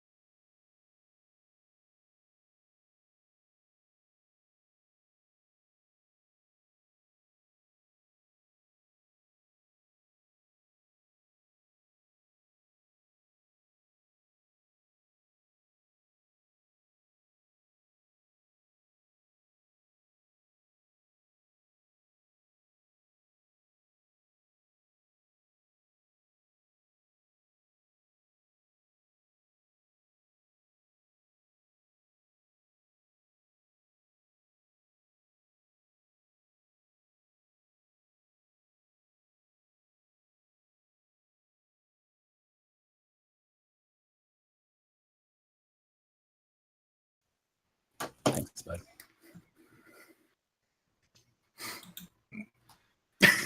I keep hitting the button. I'm having some mouse troubles here. I keep hitting the unmute button, but it's double clicking instead of single clicking. But we are actually back this time. You can hear everybody, including me. Everything is awesome. It is time to return to our heroes. When you last left them a few short moments ago, they had been chasing the Cadillac that was taunting Reginald, but it was a ruse to distract them as unseen assailants crept in from the sides. And we now return to find out what exactly is going on. So, Zuki, Nicholas, you see these people sneaking up on you. Yes, how close are they? They're probably about 30 or so feet away. They're kind of behind cars on the sides of the road, and you see them like climbing up onto the backs of the cars. Okay. And I've been on Reggie's heels, so I'm right next to him. Yeah. So I tap him and point towards the one closest to us and the other one so he sees them. Oh, hello, gents. It looks like Hot Topic had a clearance sale. Yeah. Who am I able to talk to about the person that's threatening me and my family? They crouch down and they hiss a bit. And you hear a female voice coming from the right side of the road. And she says, "You will pay for what you have done, mortal." Hey, what? I'm sorry. One second. Out of character. What's Zephyr wearing? Like, what on Zephyr? What is Zephyr wearing? I'm wearing a long coat, leather. So basically, I'm leather armor is what he's got. Anything attached to it? Anything on it? He has his Gibson Flying V. Do you mean can I take my coat off? No. And throw it? I just need to know like what you're wearing and what goes on your person. Can I touch his guitar and cast light on the guitar? Sure. Brian, I want to study her movements, so I will do an insight check versus her deception. Okay, you're going to actually have to roll initiative because they were about to spring. All right. Get the light off before the initiative. Yes, you do. And Nice. it's white light. I don't want Okay, to use- so everybody roll initiative, and then when I ask you, please give me your initiative. Keel, 17. Reg, 12. Oh, sorry. Oh. I would have been Reg for the rest or of- Nick. Nick is good too. Nick is good too. Reg, Tonight, Reg, 13. Zuki, 15. and Zephyr. 21. Ooh. Yes. All right. Yes, boy. Zuki, I need for you to roll again, and don't add your Okay. dex bonus. Just roll a d20. 3. Okay, thank you. All right, so at the top of our initiative order, we're gonna have Zephyr, then we're gonna have Keel, then we're gonna have our bad guys, then Zuki, then Reg, then Nicholas. There's the batting Okay. order. So Zephyr, you are up first. And I'm facing behind the group. I'm assuming at the one closest to me. Okay. And start playing a bit on my guitar on the lower keys and everything. Bow, wow. I am Iron Man. Wow, wow. Ba-na-na-na-na. Ba-na-na-na-na-na-na-na. Heavy boots of lead fills your thoughts full of dread. Run as Nice. fast as you can. Feel the wrath of Iron Man. Gonna cast Phantasmal Force, Okay. and Iron Man comes and lands directly in front of him and is about to blast him with his hands. All right, I believe that's an int save to not take damage from the illusion. It's an int save, yep. Okay. and fail it. Get any bonus Oof. because his guitar looks so badass. All this doesn't- light coming up. Doesn't need one. Nat 1 on the save. We're going to take that Yes. die out Yes! of the rotation. So Iron Man's repulsors do how much damage on that? Psychic damage 1d6, Okay, give me a roll. and that will be a 4. All right, so all of the rest of you see Iron Man in his Mark IV armor come jetting. Actually, nobody else sees him. Oh, okay. Only this one individual vampire sees him, Okay, so it's, and he believes it. He's like Iron Man is in front of him, blasting him with light. so for some reason you see after this song played, you see the vampire stagger back and hold its head. You have no idea what's going on. Can we take a moment out of character to appreciate how badass that was? I think we can, yes. Oh, All right, Thank you. all right, Keel. Keel, you are up. All right, so Keel preps his warhammer and his shield, and you see his eyes just glow this bright, burning light. Everyone within a 10-foot radius of me will take 1 point of damage, radiant damage, Okay, I think that including our players. I was gonna say they're all 30 feet away from right now. So did you want to wait till you got closer to one of them to do that? I think I will then. Because otherwise you're only going to be hurting the party. Might not be the best move. That No, this is appropriate. thank you, DM. I'm a kind, benevolent overlord. Is there one on the ground immediately in front of me, They're like within range? they're both on the back. They're on the trunks of cars on the side of the road. Like they were climbing up on a couple of pretty typical suburban sedans as they were And- preparing to leap at you guys. How close are they to each other? They're on opposite sides of the road. Okay, so 15, 20 feet apart. Yeah, easily 20 feet apart. All right. I'm going to, in a dead sprint, run up, use my movement to run up to the guy on the right side of me. Okay. And at this point, no one's going to be able to see how cool this is except for the guy right in front of me.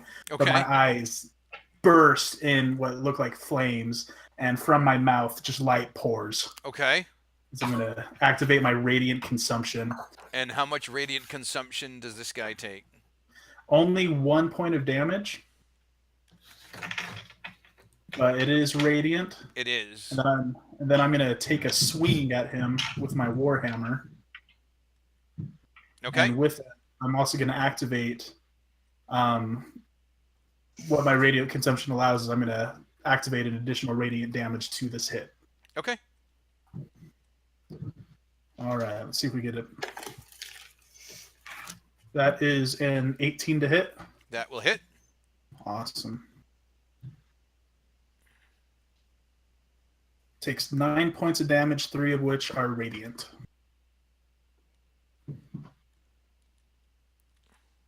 What was the total again? Sorry. 9. 9. Okay. Very good. All right. It is now their turn. He is going to strike back at you. And he is going to make a claw attack. Oh, that is a nat 20, my friend. oh. At least the bite wasn't the nat 20, because, you know, that would probably be worse. Can I do a reaction at this point? No, that's not going to work. Never mind. Oof. 16 points of slashing damage Jeez. as his claw just rakes across your face. And he is going to try to get a bite on you as well. And as he slashes across your face and your head turns, he sees the blood seeping down your cheek, and his fangs go wide, and he lurches for your neck, and you put up your shield just in time, blocking his head. Vampire on the other side of the road. Let's see. He would probably try to attack Iron Man. If he goes to attack Iron Man, and does he get a save again to disbelieve? He believes fully that this is here. Only if he's given a reason to disbelieve, such as, I have no idea why he would disbelieve at this point. Let me read it for you. Okay. Let's see. Craft an illusion. Spell has no effect. Let's see. While a target is affected by the spell, the target treats the phantasm as if it were real. The target rationalizes any illogical outcomes from interacting with the phantasm. For example, a target attempting to walk across it goes into that. An affected target is so convinced of the phantasm's reality that it can even take damage from the illusion. Okay. And it just perceives the damage as a type appropriate to the illusion, but it's psychic damage. Okay, he goes and he slashes and he bites at Iron Man. So you guys see this vampire leap off the hood of the car into the middle of the road. There's nothing there, and he slashes at it with his claws, like the air, and he starts biting at the air with his claws. And that's all he does. And that brings up Zuki. All right. So, how far away is Keel from me? Keel is maybe 15 feet, 20 feet. Oh, 20 feet's great. Yeah, let's go with that. He's 20 feet away Okay, from he's me. 20 feet away then. So I am going to run towards that vampire, and as I'm running towards, or just before me running towards that, I'm going to wild shape into my tiger, because if I move 20 feet and do a claw attack, he's going to have to make a DC 13 strength save. If not, he's prone. Yep, so you're pouncing on him, basically. Yes. Now, do you have to hit with the attack, or does he make the save regardless of whether or not you hit? Ooh, no, like, He got yeah, go ahead. It's okay. He got a 21, so it doesn't matter. Oh, so he saved. Okay, but I still get to claw. Absolutely. Okay, so, that was a nat 20. Oh! Now, do you get extra damage from the Yes. pounce? I feel. Do I get extra what from the pounce? Damage? I feel like pouncing gave extra damage Mm, from when I did a I don't- pouncing druid creature, but or it just says move 20 feet before a claw, DC 13 strength save, prone. If prone, I get a bonus, which is bite. But my hit on that is supposed to be a D8, which is now 2 D8s, correct? Yep. Plus 3.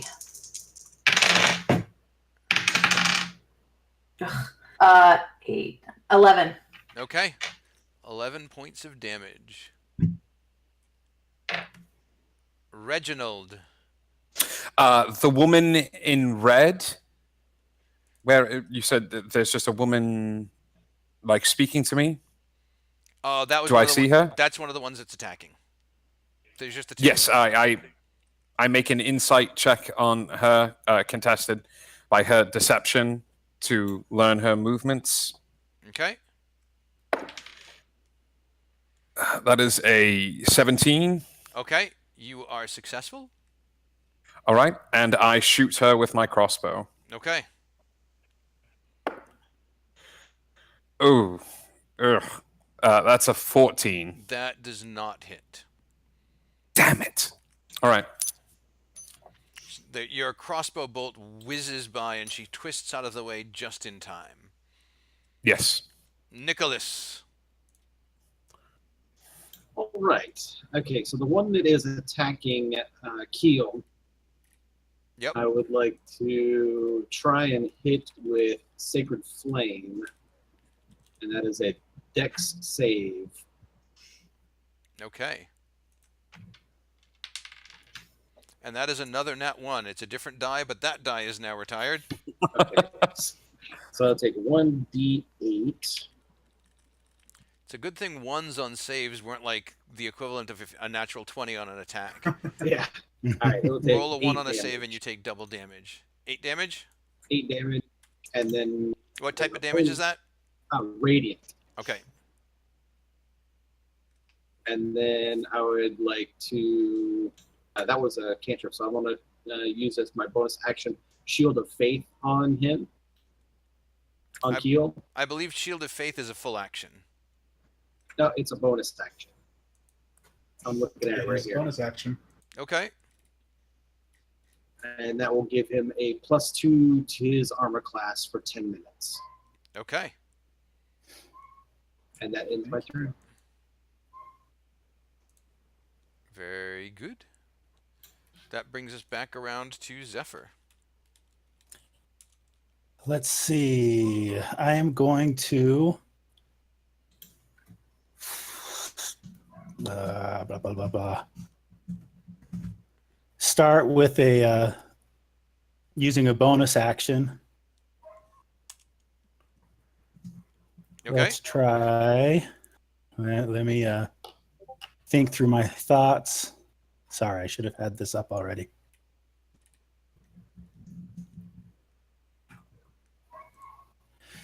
And it just starts playing, keeping my concentration going with the Phantasmal Force. Okay. I start singing, concentrating on Keel. I want to heal you all over. Get you fighting again. I want to heal you all over. Till the fight it does end. Till the fight it does end. And that's 4 plus my 4, 8 points of healing. Healing word All right. is what that heal. was. Thank you. And That was awesome. and I'm going to go into a vicious mockery straight from that as a cantrip. The one was a bonus action. I can do a cantrip as well. And with the vicious mockery, let's see, which one do I want to use on this guy? Which one are you going to mock? The one that is fighting The one Iron that's Man or the one that's fighting- fighting Keel? The one that's fighting Keel. Okay. And going to go ahead and put that out there. You better get ready to die. Get ready to die. You better get ready to fail. Get ready to fail. You better get ready to run, cause here we come. You better get ready to die. Get ready to die. Vicious Okay. mockery. He fails his save. Ooh. Nice. I Takes also 1d4 need better psychic. dice. And I believe has disadvantage on his next attack, correct? And has disadvantage on his next attack. That's 2 points of damage. All right. I think the disadvantage might be bigger, though. Especially with the way I'm rolling. All right. Yeah. That's Zephyr. Keel, you are up with our vampire friends on deck. Feeling empowered by my companions being around me, I'm going to attempt to smash this guy's head in again. All right. Do it. Right. Does a 21 hit? It does. All right. Dealing 11 points of damage. Okay. And then everybody within 10 feet of me, Mhm. including myself, will take 1 point of additional radiant damage because of my radiant consumption. Okay, so Zuki takes a point of radiant damage, and that should be it. And by the way, Iron Man does another 2 points of psychic damage to our friend back there. Okay. All right. Vampire turn. Let's see. The one that is fighting Keel is going to do another slash. At even at disadvantage, I believe this is well. Actually, with your new armor, I don't know. Does a 22 hit with Shield of Faith? Just hits. Oh, And that was with disadvantage. I just rolled a 16 and an 18. My dice decided to wake up. For a total of 9 points of, 7 points. No, 9 points. I was right the first time. 9 points of slashing damage. And now he is going to, once again, seeing that exposed blood, it's driving him into a frenzy. He is going to try and take a bite. Miss. And he does. He does miss. ooh. Now let's see. The other vampire decide. So where is everybody else? I know where Zuki and Keel are. Where are Reginald, Nicholas, and Zephyr? Are you guys all clumped together? I'm. Yeah, I imagine we would be. Yeah. Okay. It turns from its imaginary foe and it goes running toward the group of you, and it leaps and slashes its claws out at Zephyr. Does a 16 hit you, Zephyr? Yes. Okay. Oh no. All right. 7 points of damage, and I need a concentration save. Come on, Concentration is Constitution. Yes, it is, which is always good in my book. That's a 10. I fail the save. No, a 10 is what you need. Oh, I got a 10. It's a I 10. rolled an 11 minus 1, so I Yep. got a 10. It's a 10 or half the damage, so you maintain the illusion of Iron Man. And Yeah. because of the blood, again, he goes into a bit of a frenzy, and he's going to try and take a bite out of crime. Okay, Calm down, this is the bro. third natural one in this battle. Yes. I'm running out of you. dice. Maya, if you're watching, for Father's Day, I'd like a dice jail, please. Thank you. I know you already got my Father's Day present in the mail, and I have to open it on stream, so you can't actually send me a dice jail, but I would like a dice jail, please. Okay, that brings up Zuki.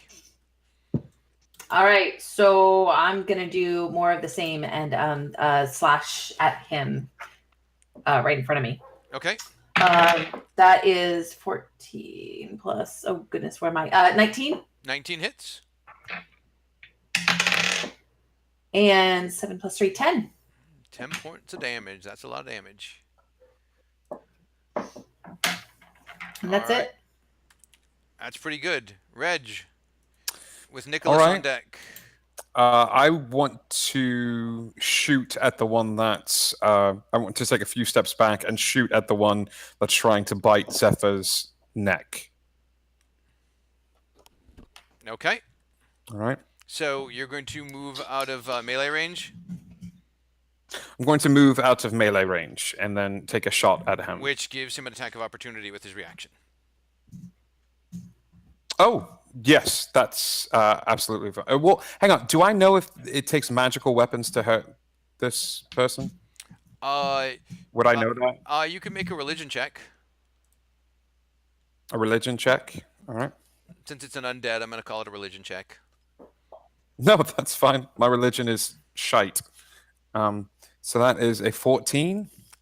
You're pretty sure that undead of this nature do have at least some kind of resistance to non-magical attacks. Okay. Yeah, then I will go ahead and take the opportunity attack. All right. He slashes out with his claws as you try to move away. Gets a 16. That is just what he needed.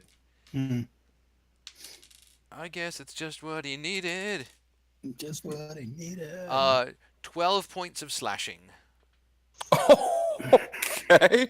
No, I'm sorry, 10. 10 points of slashing. That's better.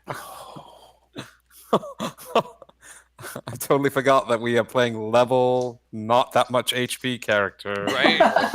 I know, you went from playing level 11 characters last night to... are you guys... you guys are, what, 3? 3. Yes. Wow, 10 points of damage. Okay. And But then it's still your turn, though. That was just his opportunity attack. Yep. All right. Yes, that's definitely going to hit. That's an 18 on the die. That is going to hit, Plus- without a doubt. Yes. All right. Did you have a message for him, by the way?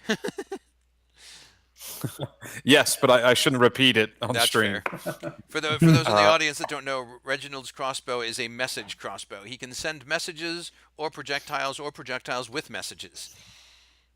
Nice. With my sneak attack damage, that is a 16. That is quite nice. And Reg, give me a perception. Okay. A lot. You notice that some of the burn marks from Iron Man's repulsor ray. Oh no, it's just psychic damage, so you don't notice that. That's right. Never mind. Save that for the next perception roll, and I'll let you automatically make it Understood. Thank you. because I shouldn't have given you that one. All right, Nicholas, you're up with Zephyr on deck. All right. Okay. So this is either going to be bad or this is going to be good. Okay. All right. So with this, these vampires being like really too close, I am going to clutch my mother's pendant and close my eyes, and I'm going to think super hard and focus very intently and focus on the little tree that my mother and I that had like it was like a little bonsai tree with a little fountain in front of it. Focus very hard on that and just say Eldath and try to use my channel divinity and turn undead. Okay. What does? They have a Yeah. They have a wisdom saving throw or a wisdom check. It's a wisdom save against your Wisdom DC. save. Yeah. Okay. 13. 13. He just gets a 13. Any other for each one that's in 30 feet. Oh, okay. Then I will check for the other one that is fighting Keel. The one fighting Keel does not get a 13. He also doesn't get anything higher than a 13. He gets a 5. So, he's frightened. So on his He has to spend his turns trying to get as far away as possible. right. So on his turn, he will run. Got Yeah. it. And That's the same one I'm fighting, right? that's the one that you and Keel are fighting. Yes. Okay, got it. Yes. Which means that when he runs, you will get an opportunity attack. However, Both of if he takes damage, that breaks the spell. Ooh. No. But it only lasts him one turn, right? Like he can. Oh no, he has to keep making. His turn for until it takes damage. Yeah, 1 minute Right. until it takes damage. Okay, Yeah, got it. If you don't do any damage to it, it will run as far away as it can for a minute. Otherwise, if you Yes. hit it, it will snap out of its fear and defend itself. Okay, thank you. Yup. All right, Zephyr with Keel on deck. Okay. Start playing again. I wonder what it's like to be a superhero. I wonder where I'd go if I could fly around downtown. You see my feet start lifting off the ground a bit. Okay. From some other planet, I get this funky high on a yellow sun. Boy, I bet my friends will all be stunned. They're stunned. Yeah! Straight up. Anyways, I raise about 20 feet off the ground, casting levitate from my DOS Gibson flying V. That is right. And since he took his reaction on Reginald, he cannot make an opportunity attack on you. Good. So you lift out of the way. Well done, sir. Keel, you are up. And you know enough about Channel Divinity to know that if you attack, it will break the spell. So it's up to you what you wish to do. So I'm going to drop my Radiant Consumption Okay? with my bonus action. And then from my bag, I'm going to pull out my flask of holy water. Oh. With that, I'm going to turn towards the vampire that's attacking the other three Okay. and huck it at it. Okay. Go ahead and give me a ranged attack. It will not be disadvantaged because your vampire is not in melee with you anymore because he's afraid. Right. And I add my dex to that. Add your dex, but unless you are proficient in improvised weapons, I would say you wouldn't add your proficiency. Oh, okay. So just straight dice roll. Straight dex. All right. It's an 18 minus 1, so 17. That is still going to hit. Awesome. And so splashes onto the creature and takes, if it is a fiend or undead, which I'm pretty sure they are, It definitely is. takes 2d6 damage. Radiant damage. which comes to an 11 points of damage on that guy. Okay. Nice. And then I'm going to hold my position. Okay. So the vampire that is facing you and Zuki turns and runs. I'm assuming that it can do a dash action. It's trying to get as far away as possible, so it runs 60 feet away. Are either of you going to take opportunity attacks, or are you going to let it run? I'd like to use my reaction to try and take a swing at it. Okay. Go ahead. All right. Does a 20 hit? It does. Love it. So Hitting for 11 points of damage on that guy as well. Okay. So if he hits it, I mean, she wouldn't really know about this, so she would kind of go off of his. Yeah, if he Right. hits it, she's going to hit it too. I was just going to say, you see him take a swipe, so you can use Yeah. your reaction to do it as well. Yep. Bite or claw? Oh, that's right. I can bite him. I don't have to claw. Okay, yeah, I'm going to bite. Oh, Okay. it tastes nasty. Yeah. Ugh. Nat 20. Yes. Oh. That's your Bring in the second feed. one. Oh my gosh, I'm rolling really well tonight. This makes up for last night. And I'm rolling Okay. really poorly, which also makes up for last night, kind of. All right. And that's 25, but it doesn't matter. It's okay. 2d10s Plus 3. plus 3. Yes. And one of them's on the floor. All right. Oh my gosh. Okay. 17. 20. Damn. Nice. Yeah. All right. So that brings us around to Zuki's actual turn now. 'Cause that was, Oh my gosh. oh, hang on, wait, no, the other vampire gets to go still. I'm sorry, I forgot him. Okay. So he can't attack Zephyr because Zephyr's 20 feet in the air. Reginald And by moved the way, he took another 4 points of damage from Iron Man. Okay. And since he can't reach Zephyr, and since Reginald has moved away, hey Nick, it's your birthday. Oh, I was standing behind the Sherman tank. You didn't see that part? I did not see the Sherman tank. So, Damn it. I kid you not, 4th natural 1 for the claw attack. Nice. I now have 5 dice in jail. I'm gonna have to dig back into the bag of dice to see. I'm gonna bring out one of the really big D20, and when I say really big D20, I mean like this guy. So this is a normal. Whoa. This is a normal D20. I'm bringing out the big guns. That one. 18 plus whatever. Plus whatever. Pretty sure that hits you. Yeah, 17 is my AC. Okay, so he sinks his teeth into you. Oh, Doesn't get your neck, kind of gets you on the shoulder.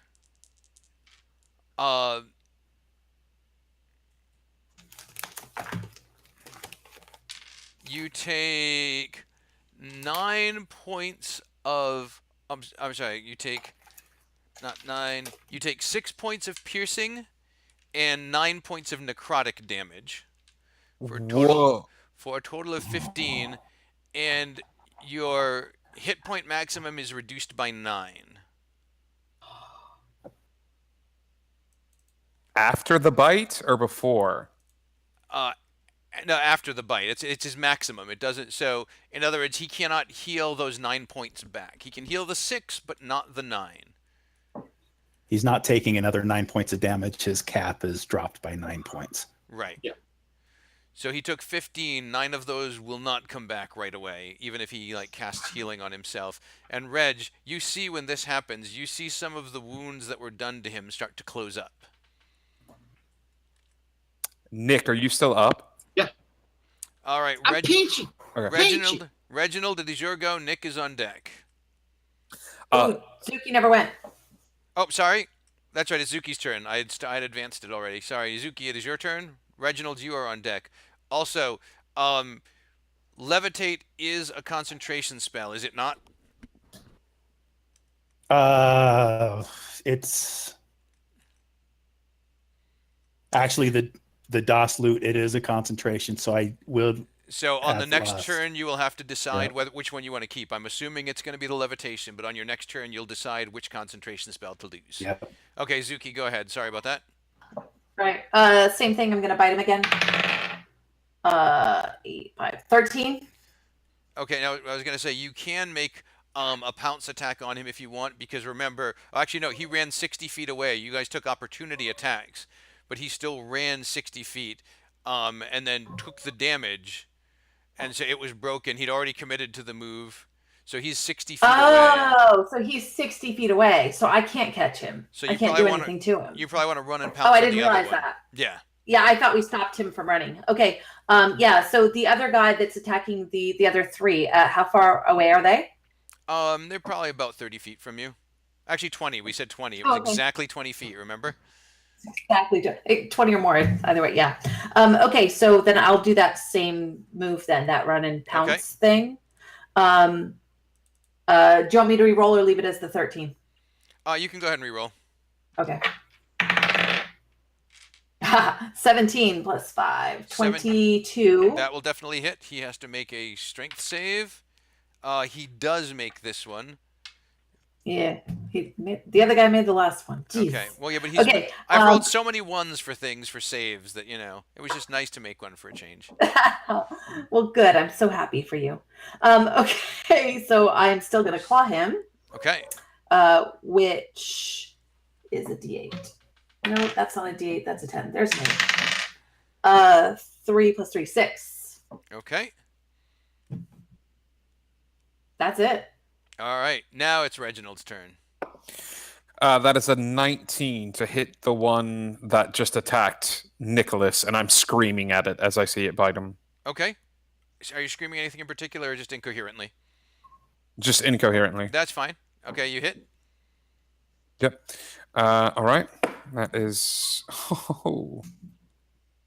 9, 10. That is 14 points of damage. Okay.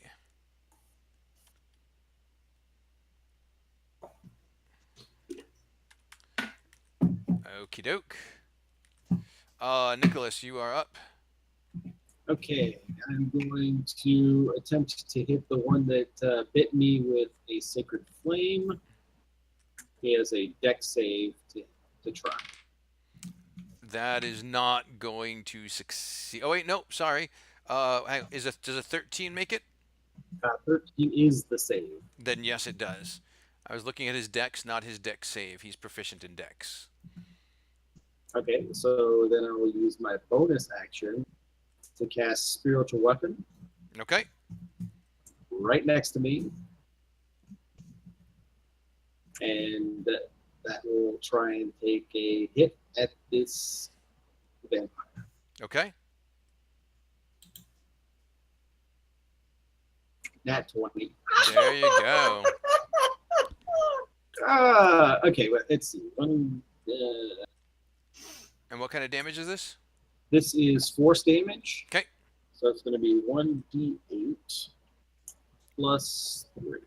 So it's 2d8 plus 3 now. Because of that nat 20. 17 total. Okay, he's starting to look a little rough. Can I? Speaking of free action, it's supposed to be on your turn, Yes. correct? Yeah. All right, never mind. Which is one of the reasons why I was like, are you screaming anything in particular? But if you want to retroactively scream something, go ahead. Yes, I want to retroactively scream at Zephyr, and I want to He's say, already got it. okay, all right, cool. All right, Zephyr, your turn. Well, anticipating the scream coming my way, I'm currently holding a little sphere, and I'm smashing it towards the ground. We've got 2 of them there, correct? Yes, but they're about 80 feet apart. Okay. I'm smashing it down on the one next to our good cleric there, Nicholas. Okay. You don't really need a roll for that because you're 20 feet up, and the radius of this is enough that you couldn't even with a nat Possibly one, miss. you couldn't even with a nat one mess up bad enough to keep this guy out of the radius. So go ahead and roll me 4d6. Ooh. Nice. Now, what if I roll a nat 20? Uh, Just kidding. Ooh. Ooh? 10. Yeah, 21. All right. 2 6s, a 5, and a 4. So you guys see Wow. Zephyr chuck this ball down on the ground, and it shatters. And you guys know what the ball is. So do any of you want to do anything with your reaction? Yeah, I want to cover my eyes. Keel would like to as well. Yeah, I'll close my eyes. Zephyr doesn't even think about it. So Zephyr's I staring can't at. cover them. I'm a tiger. Unfortunately, you can do so. the cute little tiger paws thing. And it's like, Nicholas, are you also covering your eyes? Oh, absolutely, absolutely. So Zephyr, you're just staring where the ball was thrown. Well, can I do a perception check to think, even try to think of it? You Or can, I'll give you something? an insight check.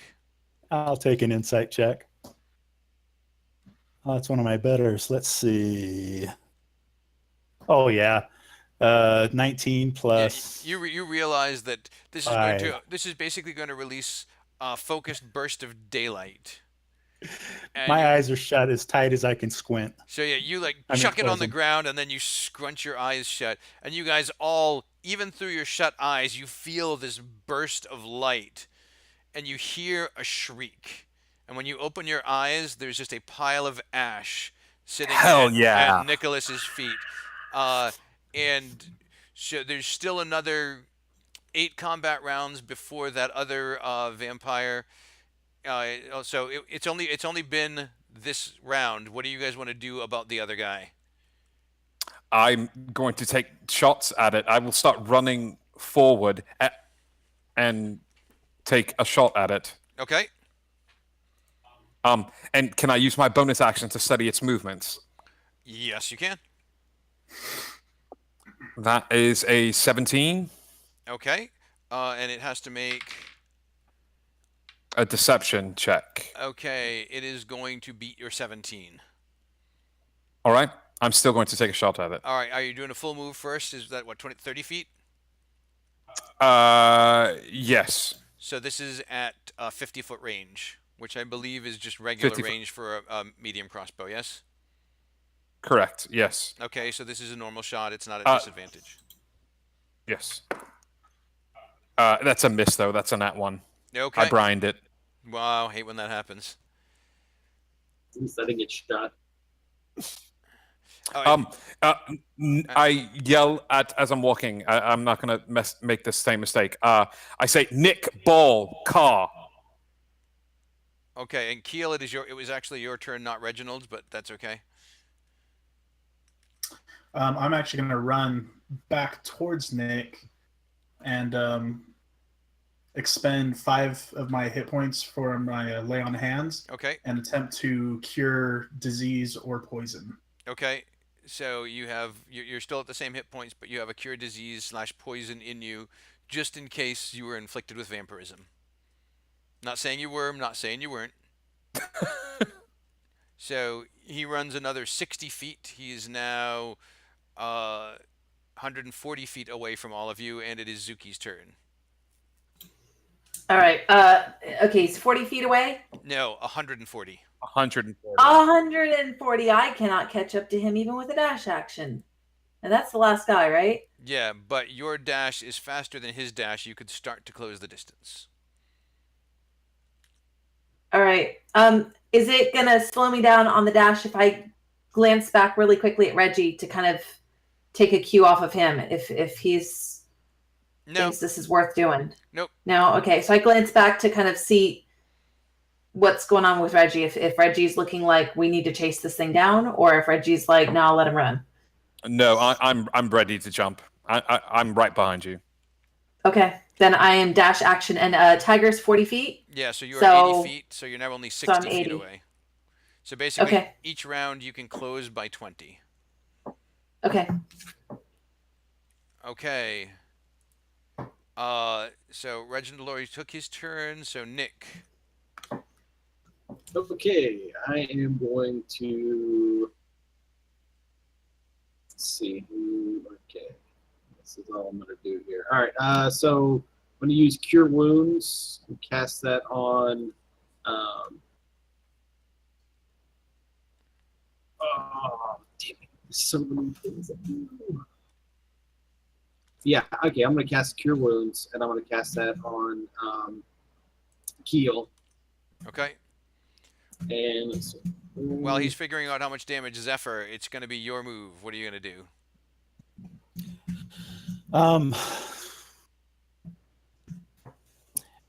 How far away is the car? Which car? There's a lot of cars around. The Cadillac. Is that still in the area? No, the Cadillac has left. Okay. 11. Okay, Keel, you get 11 points back. Thank you. So is there anything that I'm seeing that's a threat at this time? Just the guy that's 140 feet away and running. But you Which see- I can't even come close to that. You see Reginald and Zuki chasing after.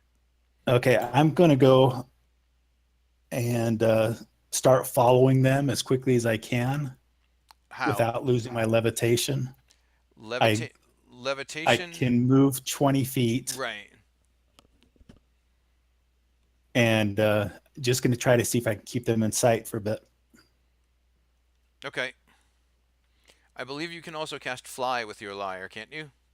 Yes, I can. All right, I'll do it. Which might have a slightly larger movement rate. Let me check to see what that is. Yes, I will cast fly. All right. And are you going to then dash afterward? Can I dash with fly? Actually, it's yes. Actually, you can. You can dash. Well, it's a 60 feet, so I'll do 120 feet. Well, I can't dash with casting it though, so I can only do the 60 feet. Correct? No, because it's still your movement. It's your movement action, movement and bonus, I believe. You can use your no. You can't use your I can bonus. use You're dash not a for rogue. bonus. You're not a rogue. No. I'm sorry. That's right. Yeah. So you can just move 60 feet this turn. My bad. Okay, So your action to I'm cast the flying spell. after him. Yep. All right. So you are 60 feet. Reg is 30 feet. Zuki is 80 feet. Boy, I wish I had a map. 60. What's that? I'm 60. No, I mean you're 80 feet down the road. Oh, got it. Yes. Sorry. All right, so that's Zephyr. That brings up Keel. And seeing everybody sprinting after this guy, that's all I'm gonna do. All right, so you get your 60. The vampire runs another 60. Zuki, you close. So he's 200 feet down the road, and you are now what? I'm now 40 feet away from him because You're I now get to 40 close yeah. by 20 each time. You're now 40 feet away. Reg. I use all 90 feet of my movement. I use my movement, my action, and my bonus action to dash. Okay. And I hope I'm doing the math of that right. Yes. If I dash on a bonus action, it's just another 30 feet. Correct. It's not like it's not doubling. Yeah, you don't go 120, so you're correct. You All are right. 90. But you 90. So you've gone a total of 120. Yes. Zuki's gone a total of 160. So she's 40 feet away. You're 80 feet away. This is riveting stuff, people. Riveting stuff. Welcome to the math channel where we do Welcome all to the- math all day. Nicholas. Okay, so how far am I away from him? You haven't started moving yet because you were healing. So you're Right. like 200 feet away. He's like he's like almost the other end of a football field from you. Okay, so I can move a total of You could go 60. 80. Oh. So 60 if I dash. Yep. Yeah, I'll dash after him. I'll use my entire turn. Dash Okay. through the snow. All right, Zephyr. You go. I'm up again. Yeah. I'm flying like a bat out of hell. So if you go 60 feet, you'll have gone 120. So you'll be within 80 feet of him. Do you have anything ranged? that I've you- got nothing Okay. that'll do 80. Then so that means you fly another 60, and you're now within 20 feet. Okay. And Keel, you keep booking it down the street. I do. He goes another 60, and then Zuki is 20 feet away.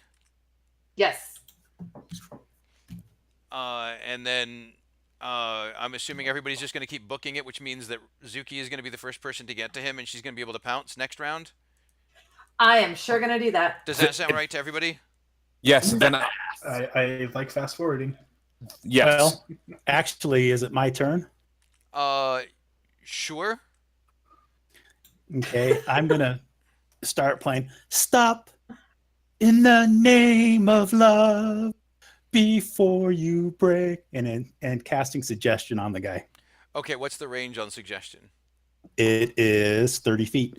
Because you remember he moves after you, so you got to be within 20, but then he Oh, moves 60, so so he's- he's 80 away. She's going to be the first one to catch up to him. That's why I just skipped Okay, ahead. I just sing it because I like the song, but don't Yes. actually cast a spell. That's 'cause fine. I'm dashing towards him. All right, fast forward. Okay, so Zuki, it is your attack. All right. So I attack with the claw. The pouncing claw. And he's going to make his, yeah, and he's going to make his strength save. He's not going to make a strength save. He's definitely not. He shouldn't. What'd you get? My attack was 15. You will hit. And that is cocked, so I will roll it again. And that, he doesn't have enough strength, so yep. You have knocked him to the ground and landed upon him. Nice. Woohoo! All right, so I claw him first. That was the 15, right? Was the for the claw? Yep, and then you Okay. get to try And then I get bite to with bite the him bonus. afterwards. Yep, you get So a the bonus claw bite. is for 7. Okay. And then do I need to roll again to bite? I do. Yes. Okay. Ooh, that's an 18 plus 5, so That will hit. 23. Nice. And that is a D10. So it is 6 plus 3, 9. Okay. You notice that he looks like he's in better health than he was when he started running away. Ooh. Okay. All right, Reg, you are up. I want to study his movements, even though he's on the ground. His do movements another are he's insight. lying prone, but okay. All right. What's your roll? That is a 16. You are successful.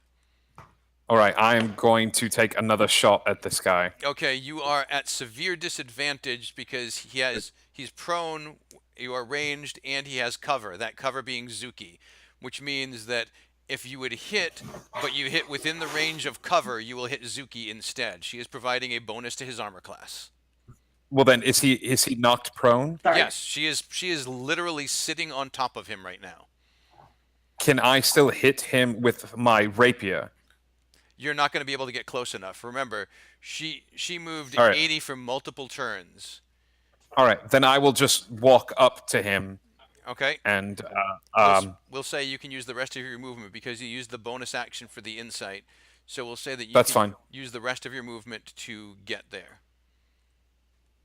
and say how many more of them are out there. Well, you'll have to wait for its turn to see what it decides to respond.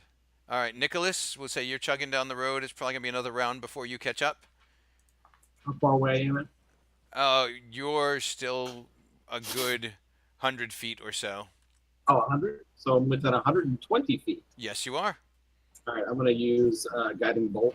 Okay, again, this is a ranged attack, even though it's a spell attack. So it is a ranged attack at a prone target with cover. And Zuki's the cover. Right, which means that Oh, it's underneath Spooky. Oh, Yeah. which means that if you would hit its armor class, if you would hit its armor class but not clear the cover, you hit Zuki. I will hold off then. I All don't right, want so to hit her with 4d6. she appreciates that. So you're just going to dash and get closer? How far is everybody else? Maybe I can do something else.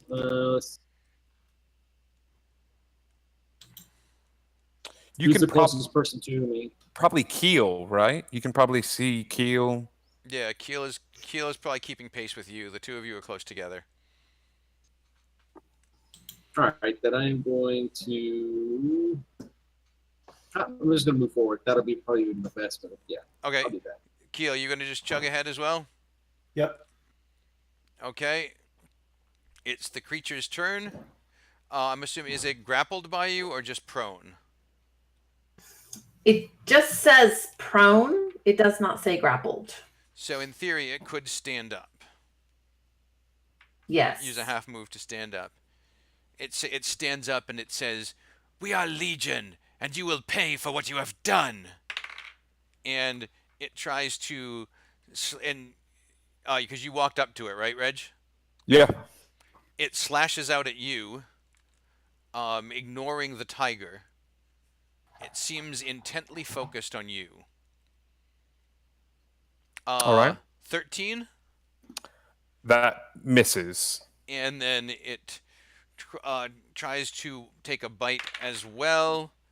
14. That misses as well. Okay, so it basically lunges wildly at you, and as you try to dodge out of the way of the lunge, it tries to bite where you were moving, but you realized that, and you pull back just in time. Okay, Zuki, you are up. All right. Yeah, more the same. I guess I'm gonna claw. Okay. No, I'm gonna bite at him. Okay, All right. That's an 18 plus 5. That's 23. hit. And a 10 damage. Okay, You said he looked healthier. Are the bites making those him last look less healthy? those last bites that you did seem to have closed up a little bit again. Okay. Reg,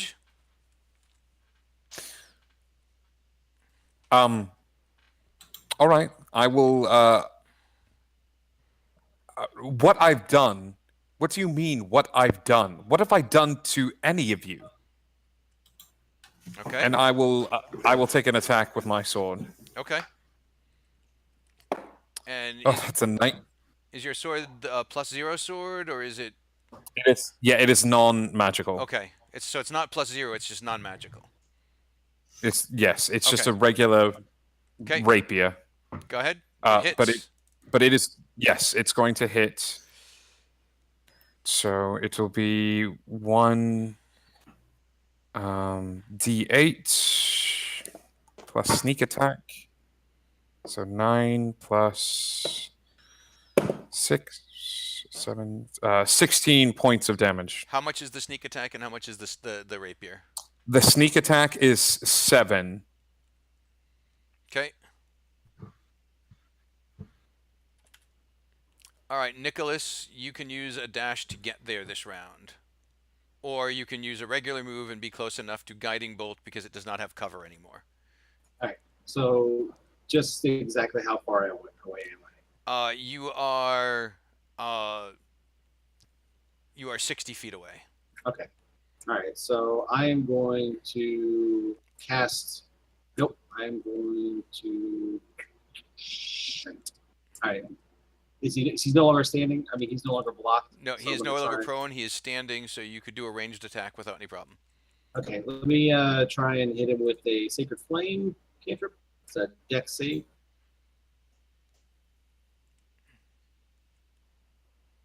Dex save. 22. Sorry, Yeah, 25. He's Oof. going to make that all day long. All right, so I'm going to move my spiritual weapon to within range of him now because that's 60 feet. Okay. And he'll make an attack. Okay. 22. That will hit.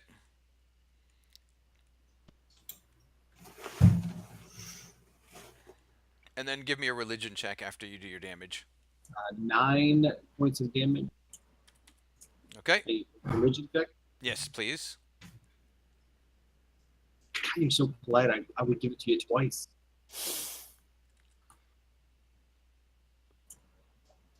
$14. 14.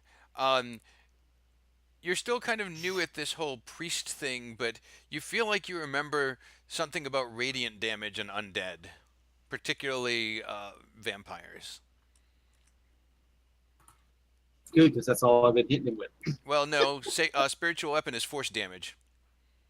Oh, yeah, no, I mean the guiding bolt. I mean, not the guiding bolt, but the sacred flame. That's Yep. radiant damage. Zephyr, you are now within 20 feet because he did not get to move last turn. Okay, I start playing. That's gonna put you in your casket in a never-ending sleep. Your on life, it was wasted. You'll realize it never meant a thing. Vicious mockery at this guy. Okay. Wisdom save? Wisdom. 17. He saves He does. after that performance. Ow. That's unfortunate. Keel, you can use a full move with a dash to get up to him, or a half move if you have something ranged. Not gonna do the full movement. Okay, you are now up against him, and you two see as his turn comes about, you see his wounds start to close again. And he responds to Reginald. He says, "You have been hunting our kind. We have proof. You will pay for the deaths of our people." And he slashes out at you and gets an 18. That hits. Where's my... There it is. I'm actually gonna use my protection Okay. to pose a disadvantage on that. Okay. Okay. It's still an 18. My second roll was higher, but it was a good try. 9 points. Thank you, dude. 9 points of slashing. And Reggie is down. Oh.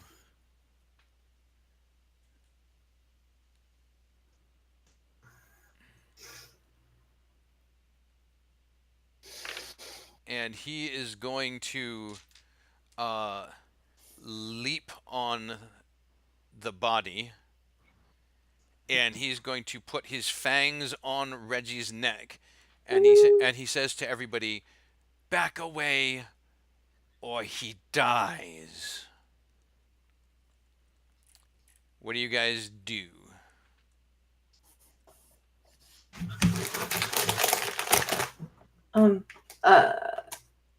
Are we still in initiative? Like, do we have to wait to? Who's next? Zuki is next. Can I cure wounds on him? I'm gonna cure wounds. That you would have to make a touch. Yeah, I'm right next to him though. Can I? Do that? The vampire is basically holding his attack. So he's got his teeth on Reggie's neck, and he's holding action. So if you tried to act concurrent, it would be a dex off to see who got their action off first. And okay, and I'm still in tiger form. Okay. Give me a religion check for Zuki. Okay. Nope. 9. Nope, you don't know. Okay. No. Jeez, there's not a lot. I mean, can I try? I mean, I'm big. I'm a tiger. Can I try to push this guy off him? Again, it would still be, he has a readied action that is held. If you take an action, it will be a dex versus dex. And I already mentioned to you that they are proficient in dex saves.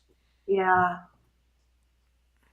God, I am gonna hold action for any opening to either push him off or be able to touch Reggie and cure wounds. Okay.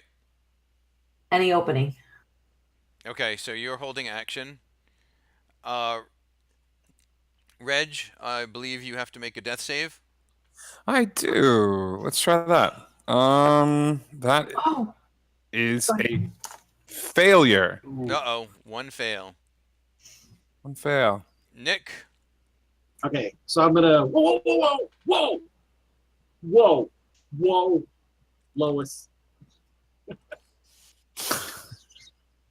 Try to get his attention and get him to turn and look at me and say, wait a second.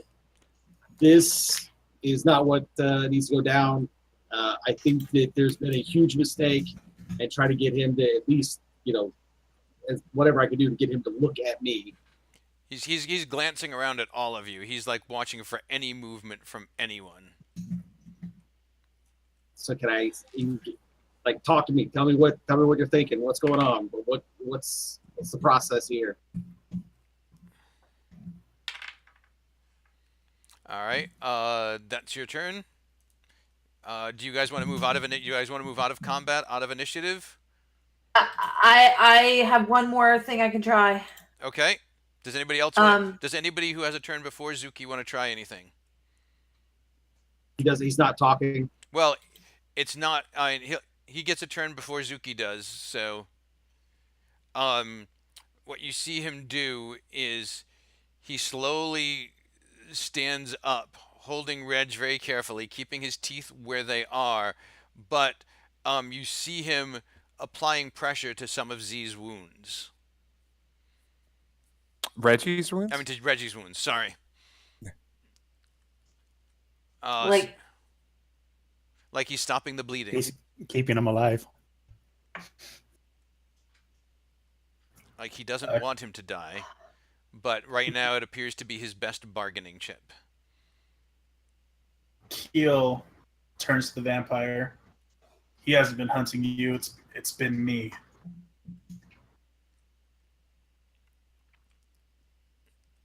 Okay, are we start Zuki? What are you gonna try? I was going to try to cast Hold Person. But now that he's standing up with him, that may screw it up even more. Because he's already made one death save, right? Mm-hmm. And I can't touch him in any way. Again, even casting a spell... Yeah, no, I know. Even...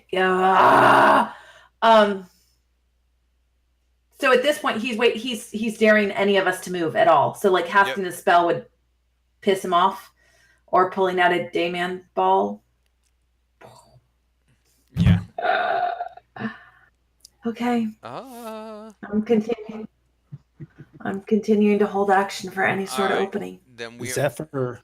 Yes. What do you want? So I'd say we are out of combat. He says, "I want you all." He's like kind of like through the sides of the I want you all to back away slowly. And he pulls a cell phone out of his pocket, and he flips it open, and he turns it on.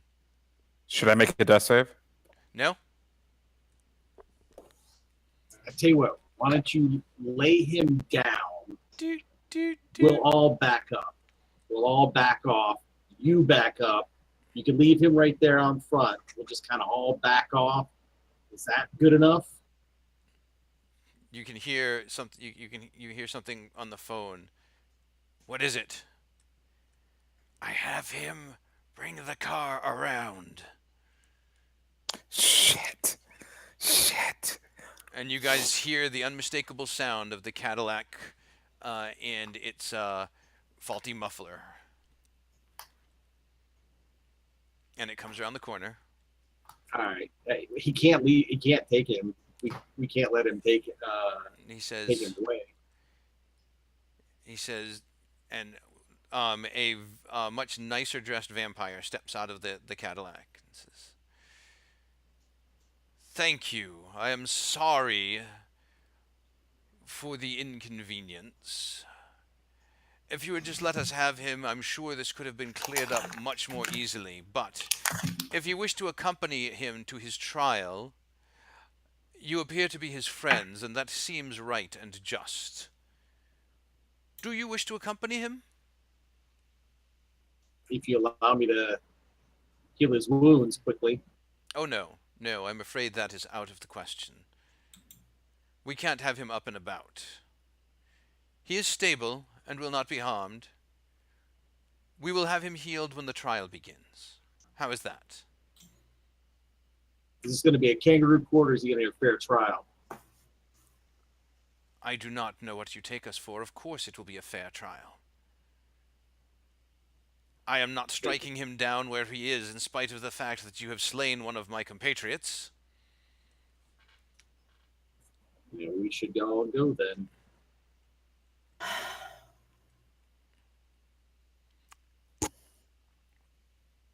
And he pulls out a phone, flips it open, says something into it, flips it closed, and another car pulls around. He says, "You may all ride in the second car." No. Can I get the chance to drop wild shape? Mhm. But in such a way, like, is there any possible way for me to drop wild shape so the tiger disappears, but really subtly, really change my wild shape? Like, use my second wild shape so I can hitch a ride? Unfortunately, no. That would be Okay. two separate actions, basically. Because Okay. you would drop the wild shape, you could become human again, and then you would be able to use your second wild Yeah. shape. Okay.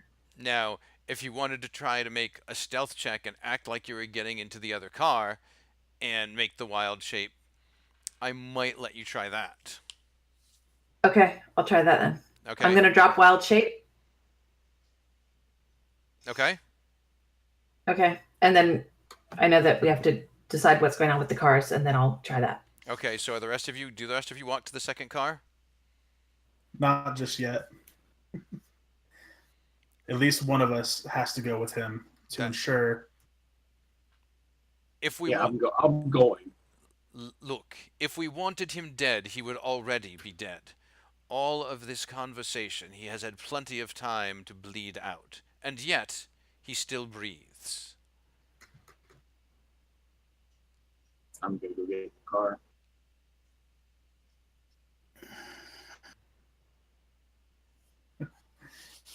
Trying to read this guy at all.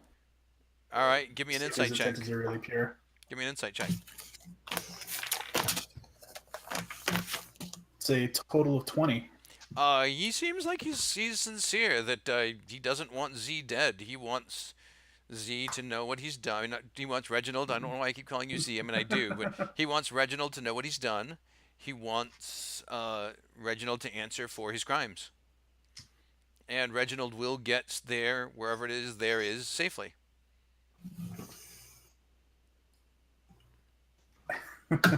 Without taking my eyes off of him, I'm going to back my way towards the second car. Okay. Nick? Oh, avoidable. Oh, I'm definitely in the car. I'm getting in the car. Okay, second car. Zephyr? I'm following. So as you guys start to move over, he nods. Reginald is loaded into the first car, and he and the other vampire start to climb into the first car and begin to close the door. This is your window, Zuki. Nobody is really looking at you. What time of day is it? This is going to sound like a weird question. What time of day is it? It's Because it's nighttime, yeah, right? it's like 10, Like 11 late. o'clock. Yeah. Yeah. Then I'm going to try for it. Okay. Give me a stealth check. Okay. Gosh, I'm low. 13. God damn it. Another one. So you cockroach Thank you, and you, guys. you scuttle over and you leap onto the edge of the car and you just scamper inside as the door slams closed. And All right. the cars take off. They drive in a circuitous route. The windows are tinted so you can't look out and see where you. I mean, you couldn't anyway because you're a cockroach. I assume you're crawling up his pant leg again or something. I am. Unfortunately, you can't communicate with Antennae because he's unconscious, but still. It's true. Somehow unconscious. That's okay. He knows I'm there. He knows, exactly. He knows I'm there. So it takes a couple of hours of driving, but you keep turning a lot, and so you get the sense that you're not going a long distance. Oh, crap. A couple hours of driving? Oh, how long is your wild shape? Oh, crap. Oh, shoot. Is it 4 hours? I think it's 4. Double. It's either 1 or 4. That's an I'm checking important right now. distinction. Yeah, double check that. Oh, shoot. Surprise! Oh, gosh. Does anybody remember this off the top of their head? Anybody in the chat want to chime I'm in? looking on DDB right now. Firehawk says she thinks 1 hour. Oh no. This is important, so we'll give her a minute to double check. Oh my gosh, because I'm reading on DDB, but I'm pretty sure it's an hour too, but I think it's an hour too. Where would I have written this down? Oh God. so as Oh, the God. as the time is passing, Okay. Zuki, as the time is passing, you're realizing that you've been a cockroach for a while now. It's number of hours equal to half your druid level. Rounded down. Rounded down. Rounded So down, half so that of would be 3 An hour. is an hour. So Zook, Yes. you're realizing you've been a cockroach for a while. I mean, even if I was generous and said it was an hour and a half, since you can have fractional hours, time is starting to get tight here. Okay. What do you want to do? Oh God. I'm gonna either explode out of his pants or. If I had a Who nickel else for is in every the time, backseat? if I had a nickel for every time a druid girl exploded out of my pants, let me tell you. Be a rich man. So who else is in the back seat? It's just the fancier vampire. The fancier vampire. Okay, and so the back seat. Okay, what is this layout? Okay, in the front of the car, there's a driver. Mhm. In the back seat, there's unconscious Z and Unconscious a Reginald. Or yeah, that's your fault. Okay. Okay, most cars though, you can get into the trunk from the back seat, Yes. especially if you're tiny. Absolutely. You can So crawl to the what top. I'm going to do, knowing that it's been a while, is I'm going to crawl through and find that little crack, one of those little cracks that you can get into the trunk Okay. from, so that by the time I drop wild shape, I'm in the trunk of the car. Yep. And you drop wild shape, and you are in the trunk of the car. All right. Is there anything Nice. around me? Do I see anything? It's normal trunk of a car. I mean, there's a tire iron. And 2 dead bodies. Okay. There aren't. any dead- What Actually, I'm going to attempt, go ahead. because what I'm going to attempt, I don't know if this is possible or not, because I don't know how long this car ride is going to be. Is there any possible way for me to relax enough to try for a short rest during this time? No. Since I'm kind of stuck in the trunk of a car anyway. Not in the trunk of a car that's like bumping and jostling around. Unfortunately. All right. I mean, It every was time worth asking. it's like every time you meditate and you try to rest, it's like boom, boom. However, if you want, I'll give you right. a perception for seeing what's in the interior of this trunk. Okay. Nat 20. Wow. I love this. Billy, thank you for this. You're welcome, baby. It is. Yeah, I'm gonna have to check that die when I come over next. I'm gonna do that whole spin it in the soapy water I've test. been using this all the time. This was rolling terribly last night, but tonight it is my best friend in the world. What's Oh my gosh. soapy water test? I'll tell you later. But you're looking around and you're rummaging and you see a white handle with a wire going into the back of the trunk. A white handle with a wire, like that you can use to open up trunks, like the wire things where you jimmy open trunks with them. It might be outside of Zuki's realm of expertise, but Oh, okay. I don't know how much she knows about cars. I'd give you an int check to be able to. I mean, you found it. I'd give you an int check to know what to do, what it does. Okay. Ooh, +0, so 11. You haven't really spent much time in the trunks of cars, and so it's an interesting little handle, and it has a wire. I mean, typically, when there's a handle with a wire and you pull on it, something happens. You just don't know. You don't know if it's like, does the trunk pop open? Do the seats fold down? Maybe it releases the spare tire or the jack. You don't know. You just know that if you pull it, something will happen. Okay, I'm not gonna pull it then. Okay. And eventually, you guys get where you're going, and the cars come to a stop, and you guys are let out, and the vampire opens the door, and his lesser comes over to collect Reg. Zuki, are you doing anything right now? No, I'm gonna stay right where I am. Okay. As you guys all get out, he looks around. Where is the girl? There were 5 of them. And I'm gonna make that look like I'm checking my pockets thing. he empties out the car, and he tells the one that was in the car that brought the 3 of you. He says, "Go back and make sure she wasn't left behind, idiot." And then you guys are taken inside. And it's an old abandoned warehouse, blacked out windows, and the door opens up, and he just gestures inside for you guys. You are formally invited into my home. And he grins, and his sharp teeth protrude. Keel rolls his eyes, knowing the whole vampire trick, and walks in. Okay, Nicholas? Thanks for the invite. Zephyr? I follow them in. I Okay. follow their lead. And he walks in. Suki? So it sounds like everybody's gone. Yep.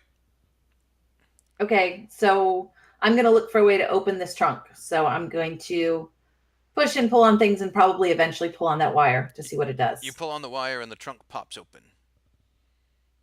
Okay, what do I see? You see a warehouse with a couple of vampires standing by the door, who somehow are oblivious to the fact that the trunk of the car just popped open on its own. Thank goodness. Is there a way for me to super stealthily, like, kind of crawl out, but kind of push that trunk back down? Sure, it would be a stealth check. Or- And by the way, for people at home, these are the dice in Dice Jail right now. The big one was that. Yes. Would the stealth check be about just crawling out of the trunk, or would the stealth check be Both. about closing the trunk back It'd be up? the whole Both. action. Don't worry, though. Okay. I have another big die. Oh, good. Oh, good. Well, I'm gonna do that then. Okay, stealth check. 14. Yeah, you managed to slip out and gently close the trunk. It's not closed all the way, but it's latched enough so that it looks Yeah. closed, except to, intense scrutiny. Okay. So what are you going to Does it look like there is any, like, the only entrance into this place is where the 2 vampires are? As far as you can tell, they tend to want to block out any paths of light into the building, so there are definitely not any open windows. You could go Okay. around the back and see if there's a back door. Sure.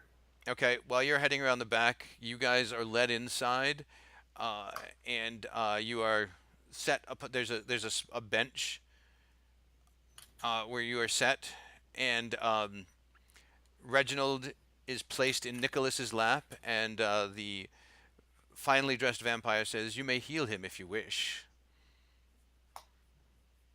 Oh, absolutely. Okay. What are you casting? I'm gonna lay into him with a cure wounds. What level? 1, 2? At level 1. Okay.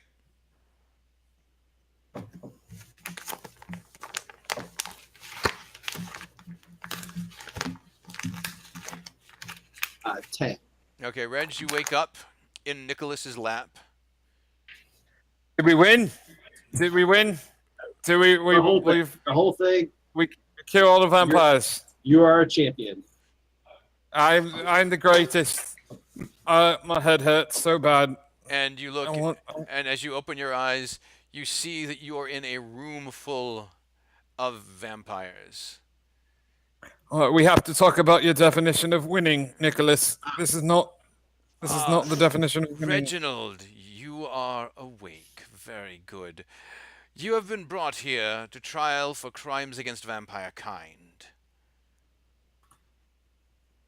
We have several witnesses that have seen you slaughtering vampires that were not engaged in activities that would have violated any of your societal rules. Ah, Our nest tries to abide by the rules as much as possible, and those that cannot are disciplined. And so to be hunted so cruelly as we try to obey your ways is not acceptable. understood. Would you like to see So- our evidence? Please, yes, that would be lovely. And Is there like a PowerPoint presentation? Do you have stick figures, maybe little puppets? I do not Your puppets. believe you are in a position for glibness, sir. Oh, sir, you underestimate the positions I glib. And you realize that there are vampires standing behind the bench, their claws just over the edges, such that if you guys tried to make a move, it would not go well for you. Zuki, there is a back door. Okay, before I go in the back door, I'm gonna do something that potentially might be really dumb. Okay? I am going to say, Oh no. I know what already I'm know what gonna it is. do. I already know what it is. You're going to say I'm gonna Malmarathir, aren't say, you? Lord Malmarathir, Lord Malathir, Lord Malmarathir, whatever his name is. He's calling for a Malamar. An elf, the shimmering head of an elf appears. Says, "Well, I did not expect to see you again so soon. That's how we started last time. Are you sure you're not overusing this, dear?" I'm in a bit of a bind. Oh, do you need my aid? It seems like I might. Oh, and what are you offering for my aid? Well, first, wait. What aid do you require? My friends are in a bit of a bind. Yes. They're surrounded by vampires. Ah. And I thought that you, as one of the summer and sunlight Indeed. and all things that they hate, might be able to help them out a little bit and thus help me. Indeed. And what are you offering for this assistance? As this does seem to be a sizable favor that I am giving you. Well, I know I haven't been this forthcoming with information. I mean, it's only because I know that I don't have a lot to share, but I never really asked you what you wanted to know. And maybe there's a lot more that I could help you with. Shall we just call it a favor for later then? What exactly does that mean for me, and how does it bind to me? Well, if you accept, it means that I may call upon you for assistance at any time, and unless you are indisposed, you will assist me, much as I am doing for What- you right now. But you have a choice as to whether or not to assist me based on your own morals and choices. All right. Would I have any choice in the matter? Why don't you stipulate things which would be abhorrent to you? What if I said that this favor would not require you to harm an innocent in any way? Would that be acceptable?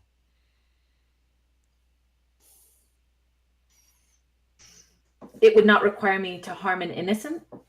It would not require me to betray my friends. By your friends, you mean those entertaining fellows that you were at the bar with? The people that I'm trying to help right now. Yes, that would be acceptable. You will not need to betray them in any way. You will not need to harm an innocent.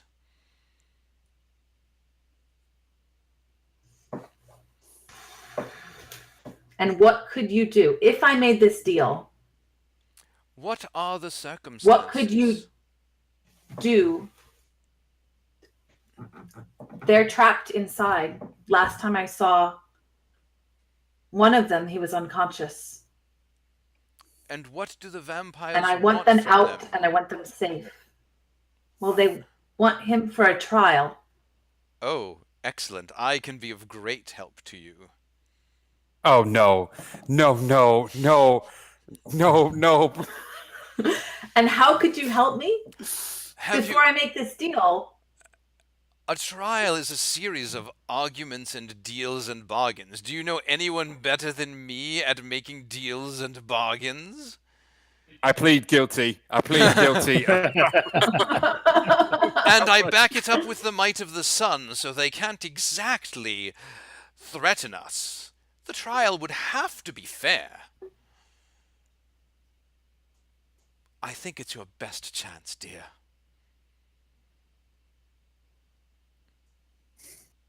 I'll do it. And the shimmering head forms into an entire body, and he appears, and he bows, and he kisses your hand, and he says, "Then let us go." And he opens the door, and he strides into the warehouse. What is your friend's name again? Reggie. Reggie. Excellent. Wonderful. And he strides in, and as the vampires try to close in on you, he holds up his hand, and a little ball of daylight appears in it. Not bright enough to spread and harm anybody, just forcing them to keep their distance from him. And he says, now, play nice." And he shouts out, "It's all right, Reggie dear. Your lawyer is here." And that is where we're going to end tonight's session. I imagine 10 seconds before that, Reginald looks at everyone sitting around him and goes, "Well, it can't get any worse than this." Reggie's like, "Okay, let me do the talking. Everything, I think he's bringing evidence. Everything. Reggie, your lawyer's here." And the earth is doomed. Yeah. I feel like the camera would just zoom in, like a cut to a close up of Reggie, and Reggie just saying, "Fuck," and then we fade to black, and that is where tonight's episode of Something Wicked This Way ends. Thank you all for joining us. Keep sticking with us. Please tell your friends. We're growing. We are learning. This channel is just barely a week old. We're working on putting together a good web page so that you guys can learn about all of the things that have come before, because some of the episodes to this took place on a channel that's no longer around. We miss it. It was a great channel, but it is gone, and we're trying to carry on in its legacy. So some of the content, unfortunately, has been lost. We're working on recreating it, at least in document form, so you can find out who these people are, where they came from. I feel like you're getting a good sense of them now, but there's some great stuff that you've missed out on, and we don't want you to miss it forever. So if you have questions, ask us. Look to the webpage. Get your friends to start tuning in. As we grow, we're going to be able to start offering other benefits. Right now, we're still just doing everything we can to make sure the sound is on when we come on stream, when the show starts, which... it's touch and go because we're learning, but as we grow, we'll be able to do things like subscriptions and have subscriber benefits and do giveaways and things like that. And then we can start partnering with companies. But until we're bigger, those companies really aren't going to give us a second look. And so there's nothing we have other than our entertainment to give you. If you want to join us on the Discord and the voice chat, we like to hang out there for a little bit after the show, just so you can get to know the cast. But from myself and from this wonderful cast of characters here, thank you for paying attention to us. We love you all. We love telling stories to you. Good night. Good night.